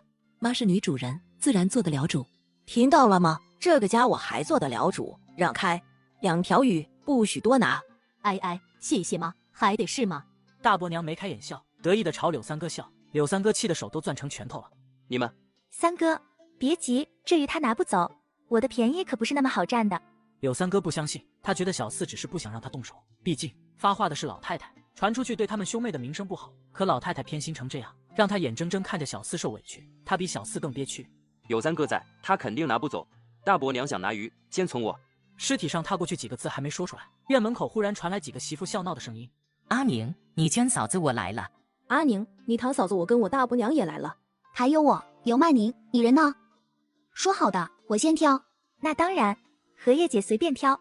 荷叶，你可给我们留几条，我们都等着鱼回娘家走亲戚呢。我要2条，给我留3条。我要4条，我加2条，我大嫂加2条。小四，这怎么回事？预判了大伯娘的预判而已。大房贪得无厌，这么好占便宜的事，大伯娘怎么会放弃？可我的便宜怎么会让人轻松占去？哎，我的鱼！他眼睁睁看着自己相中的2条最大的，一条被柳荷叶抓到篮子里，一条被大队长侄媳妇捞进针线箩筐内。他想去抢，被刘老太劈手打开。妈，给我闭上嘴，别说话。爷，妈您为什么要这么做？他不想给我妈鱼，直接说就好。他找这么多人来，这不是打奶的脸吗？刘老太脸色难看，看到大盆里被捞得干干净净，一条鱼不剩，脸色更为难看。但这会儿他一个多余的字都不能说。这些人，不管是大队长的媳妇、侄媳妇，还是村长的孙媳妇、闺女，还是林婶这样的长舌妇，他都不愿意得罪。阿宁，回头记得来家里拿你要的东西。谢谢李大娘。阿宁，等我从娘家回来，你来我家拿。谢谢玉松嫂子。阿宁，我那边可能要晚2天，我要现给你抄。没事儿，不着急，玉兰嫂子。喂，你看你大伯娘，恨不得吃了你。真是偷鸡不成蚀把米，大伯娘没拿到鱼，气得直跺脚。柳弯弯更是搬起石头砸自己的脚。你把鱼都许了人，为什么刚才不告诉你大伯娘？奶，我三哥一直拦着大伯娘啊，大伯娘随便说了2句，你就认定我们三房不安好心，连辩解的机会都不给我们，就非要让大伯娘挑鱼，我哪敢再说话啊？我看你这小贱皮子就是故意的，从回来到吃完饭有那么长时间，你一个字都没提，你就是故意在这里等着打我脸呢。大伯娘，我刚瞧见大队长的侄子媳妇抓了4条，要不你去要2条去？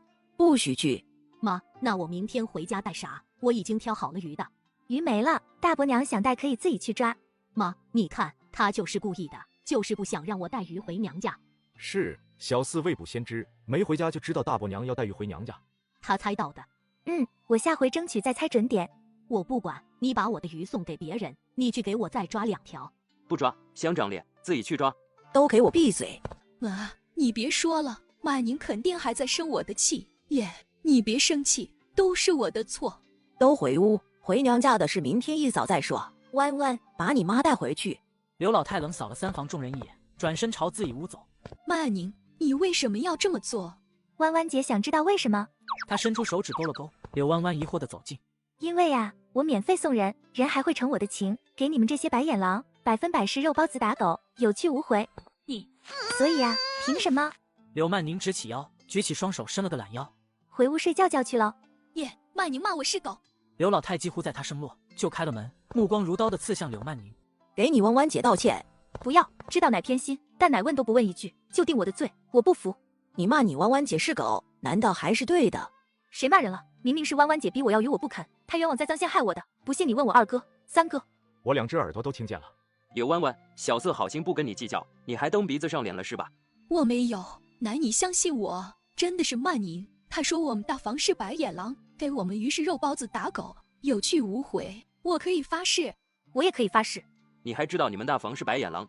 你们耶，他们合起伙来欺负我。有曼宁道歉，该道歉的是柳弯弯，还是说奶也觉得他让我去要回鱼的行为是对的？奶要是说个对字，我立刻马上去把李大娘、林婶他们叫回来，让他们把鱼还回来，再当着他们的面给柳弯弯道歉。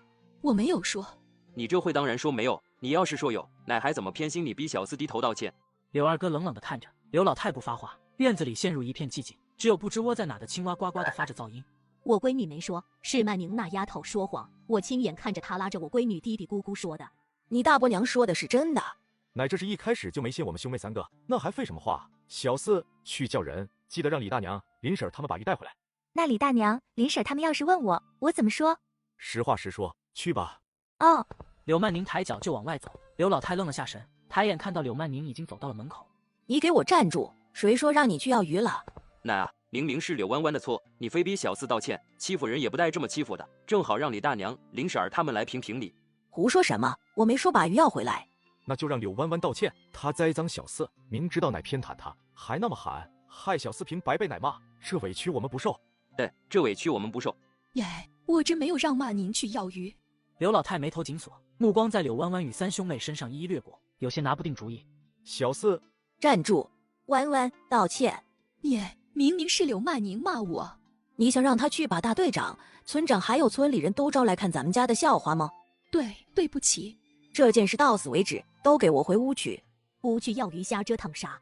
小四，回来。谢谢2哥、3哥。柳弯弯被人冤枉，无力辩解，被按着头道歉的滋味，好受吗？你们串通起来害我，你们故意的。对呀，别说，这么欺负人确实挺爽的。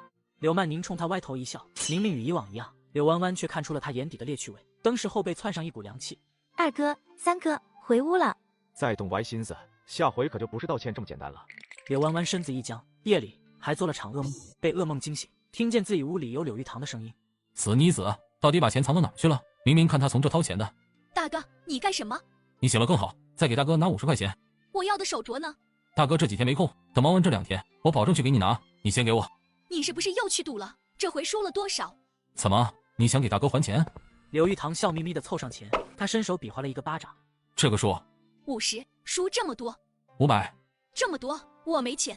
柳玉堂的脸色瞬间不好看，伸手就想掐柳弯弯，柳弯弯忙避开，躲到一旁。我没钱，柳曼宁肯定有。真的？他的钱藏在哪？不知道。你耍我？你们以前不是整天玩在一起吗？你会不知道？大哥，柳曼宁现在防我跟防贼一样，怎么会告诉我他的钱藏在哪？重生回到80年代，大伯娘早上起来就找三房的事，被柳曼宁一个巴掌教他做人。柳曼宁就是一个穷光蛋，他身上那点钱早被我榨干了，还哪来的钱？我不管，你找机会去套话，把钱给我。大哥，我真的不知道。你这也不知道，那也不行，还说不是耍我。柳歪歪，你要么告诉我柳曼宁的钱藏在哪，要么把你的钱拿出来，要么……他视线下滑，把柳弯弯从头看到脚，那种货物待售的眼神，让柳弯弯陡生一股毛骨悚然感。大哥，你别着急，听我说。他一边陪着笑脸哄柳玉堂，一边在脑海中飞速想着能解决目前困境的办法。几个呼吸的功夫，他已经出了一身冷汗。他不退反进，凑近柳玉堂，示意他附耳过来。等听完柳弯弯的主意，捏着下巴露出思索犹豫的神情。大哥，这事要是做成了，得多少钱都是你的，我1分钱都不要。拿到手镯后，我还会再给你50。以前一直觉得你纯傻呆笨，没想到对亲堂妹下手这么狠，跟我果然是亲兄妹。大哥，我这可都是为了你，还不上赌债，你会被那些人砍手断脚的。我心疼大哥帮大哥，大哥怎么能这么想我？行了，我又不是散奶，搁我跟前演什么兄妹情深？大哥，得好处的都是你啊！你可给我拉倒吧！别以为我不知道，你最近在柳曼宁手底下老吃亏，又一直惦记他的手镯，你这是想借我的手？我承认我有私心，但你能拿到你想要的钱，我能拿到我想要的手镯，两全其美的事，不是吗？以前可真是小瞧了你，都说会叫的狗不咬人，你咬起人是想咬人命。我可以打头阵。行，后续交给我。另外手镯价格涨了，想要最少这个数100、1000。我哪来那么多钱？那就不是我的问题了。大哥，你不能这样。给你3天时间，把人带到镇上去。两人惦记的柳曼宁正弯着腰，在空间里吭哧吭哧的挖坑。他得给这几条鱼挖个小池塘，哪怕是简陋般的小池塘，直接挖在了林泉眼边上，4尺见方。他都不知道挖了多长时间。直腰时一阵酸爽。不行，这小身板得加强锻炼。从空间出来，外头已经泛了白。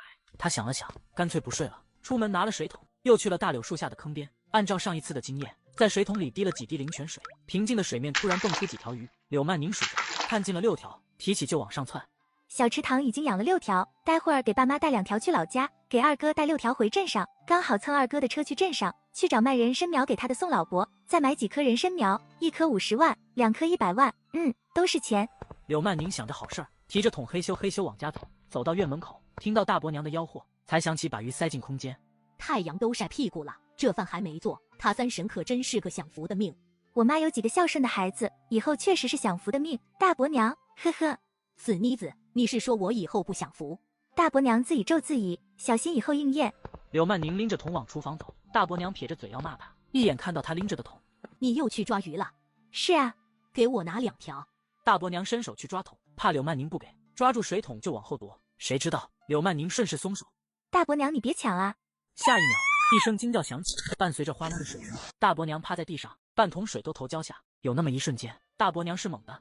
柳曼宁，大伯娘赶紧回屋换身衣裳吧，一会儿也该出门了。你这一身，我的新衣服啊，今天可是第1次穿，就为了回娘家跟村里那几个小姐妹炫耀呢，这下全泡汤了。你这个贱皮子，你是故意的。大伯娘从地上爬起来，怒气冲冲地扑向柳曼宁。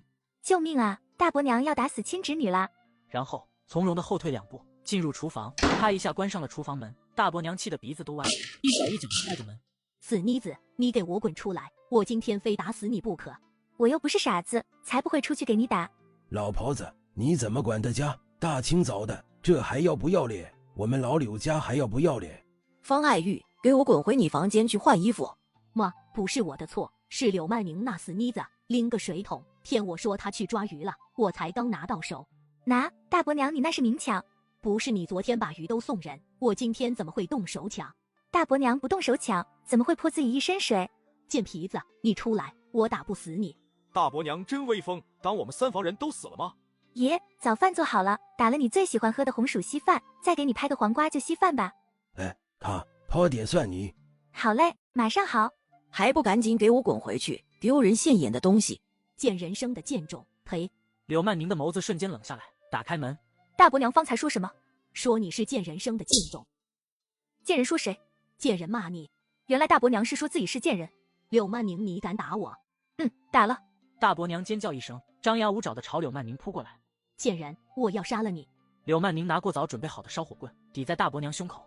吵什么？大清早的都不嫌丢人，你还能不能管家？不能管就给老子滚！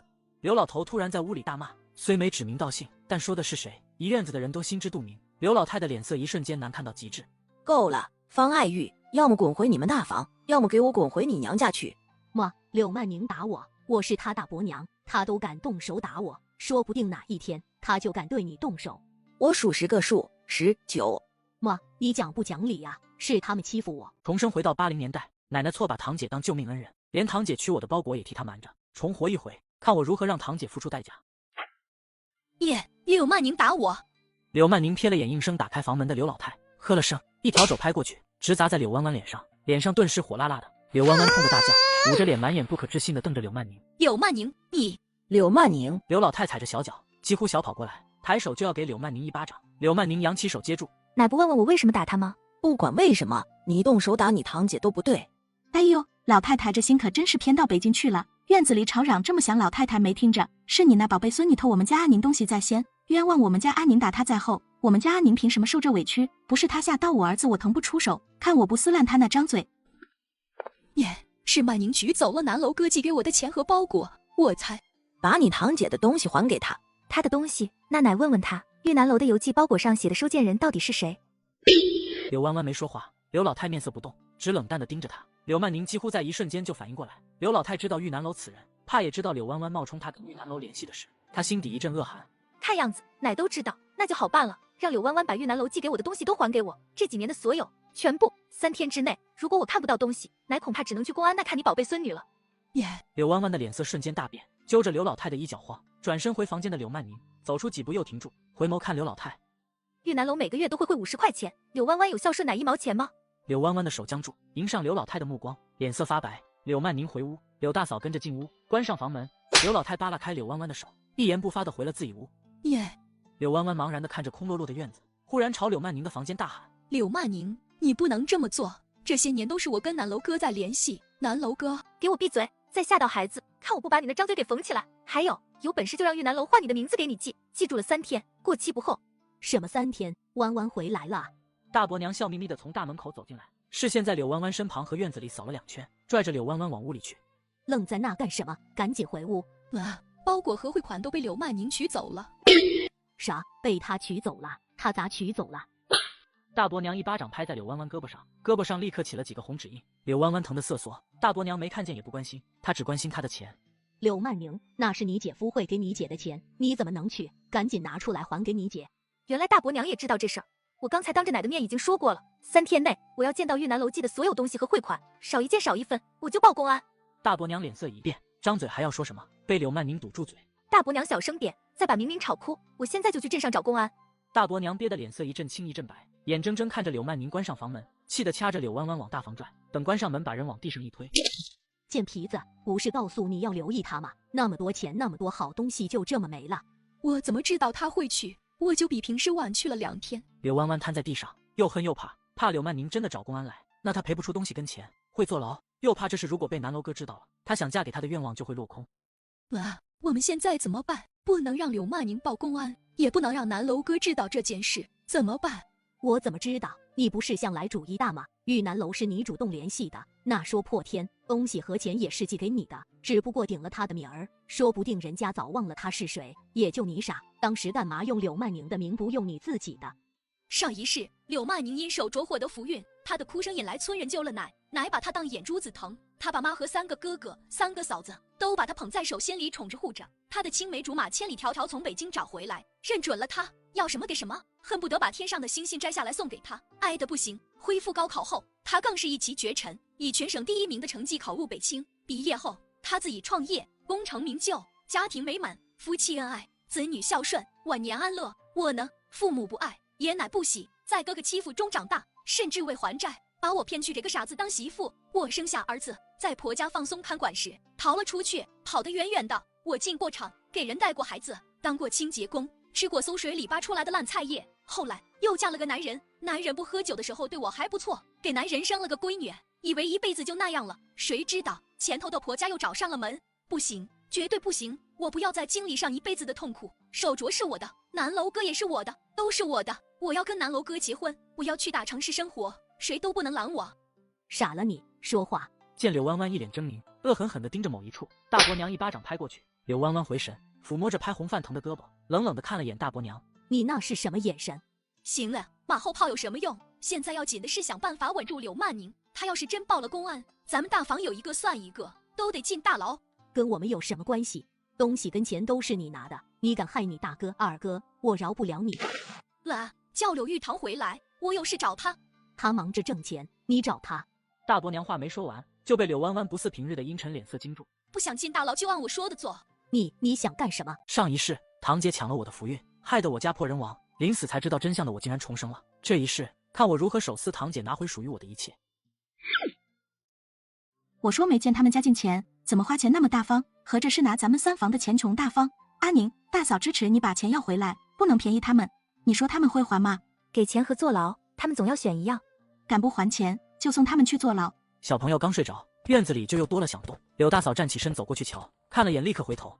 阿宁，二伯娘回来了。现在估摸着还是放下东西就走。小子，你三哥。大嫂，你小心，明明在被吓醒，我出去看看。知道了，你快去。赶了这么久的路都渴了吧？喝点这个解解渴。这个真好喝，你在哪里买的呀？这是我在抖音商城秒杀频道买的可口可乐，携带方便，喝起来清爽解渴。我还买了好多小零食，好吃又便宜许多，都不到9块9，而且现在有超多优惠券限时发放，买到就是赚到。只要点商城进入秒杀频道，或者直接点评论区就能买。我给大家争取到了超多专属优惠，就在评论区先到先得哟。三哥、玉军哥、玉斐哥，你们回来了。前几天碰到你二嫂，说你去镇上了，怎么没来找你玉军哥、玉飞哥玩？这话说的，二伯娘以前可没少拿2个哥哥要学习为由撵我走，难道是二嫂把我送鱼送玉米的事当成家事说给二伯娘听了？我以为玉军哥和玉斐哥要学习，二伯娘不是不让我耽误他们吗？我哪敢去啊！他俩都毕业多少年了，学的哪门子习？行了，阿妮，兄妹俩一起挤兑我吗？照做。柳三哥撇嘴，不说话了。柳玉斐小跑着去敲刘老头跟刘老太的房间门。爷奶，我们回来了。爸妈，我们回来看你们了。怎么这会儿回来了？晚上能在家吃晚饭吗？刘二伯干巴巴的笑了一下，刘老太脸上的笑容一下就没了，皱眉扫了眼二伯娘，轻轻叹了口气。厂里离不开人，我们放下东西就得回去。爸，这是给你买的烟草，你尝尝。妈，这是我特意找人给你留的黄桃罐头。二伯娘也把东西递过去，刘老头立刻笑了，接过报纸卷着的烟草还闻了闻，这味道好，够冲够味。爸妈，那我们就回去了，改天再回来看你们。爸妈，你们回去，我跟我哥留下来住几天，陪陪爷奶。你们哪有时间？厂里要出板报，你们得回去帮忙。二伯娘直直看着儿子，柳玉斐无奈住了口。你把包裹取回来，柳弯弯有没有找你茬？找了，被我给揍了。做得好，挑拨得好，看乃不给他撑腰，他还能得意几天。对了，我回来的时候，二哥让我跟你提一嘴，说信他已经写好寄出去了。我在家待几天，等柳弯弯这事解决了再去镇上。你不是要学车吗？不用三哥，我会盯着柳弯弯的。再说，爸妈和大哥都在家。你觉得能行？大哥那就是个闷葫芦，能说得过不讲理的大伯娘跟不要脸皮的柳弯弯。阿妈那万一奶出面，他们说什么都是错，可拉倒吧。那不还有大嫂在呢吗？大伯娘跟柳弯弯对上大嫂，他们还真不是大嫂的对手，再加上你还是有胜算的。可不，大嫂战斗力老高了，也不差这2天。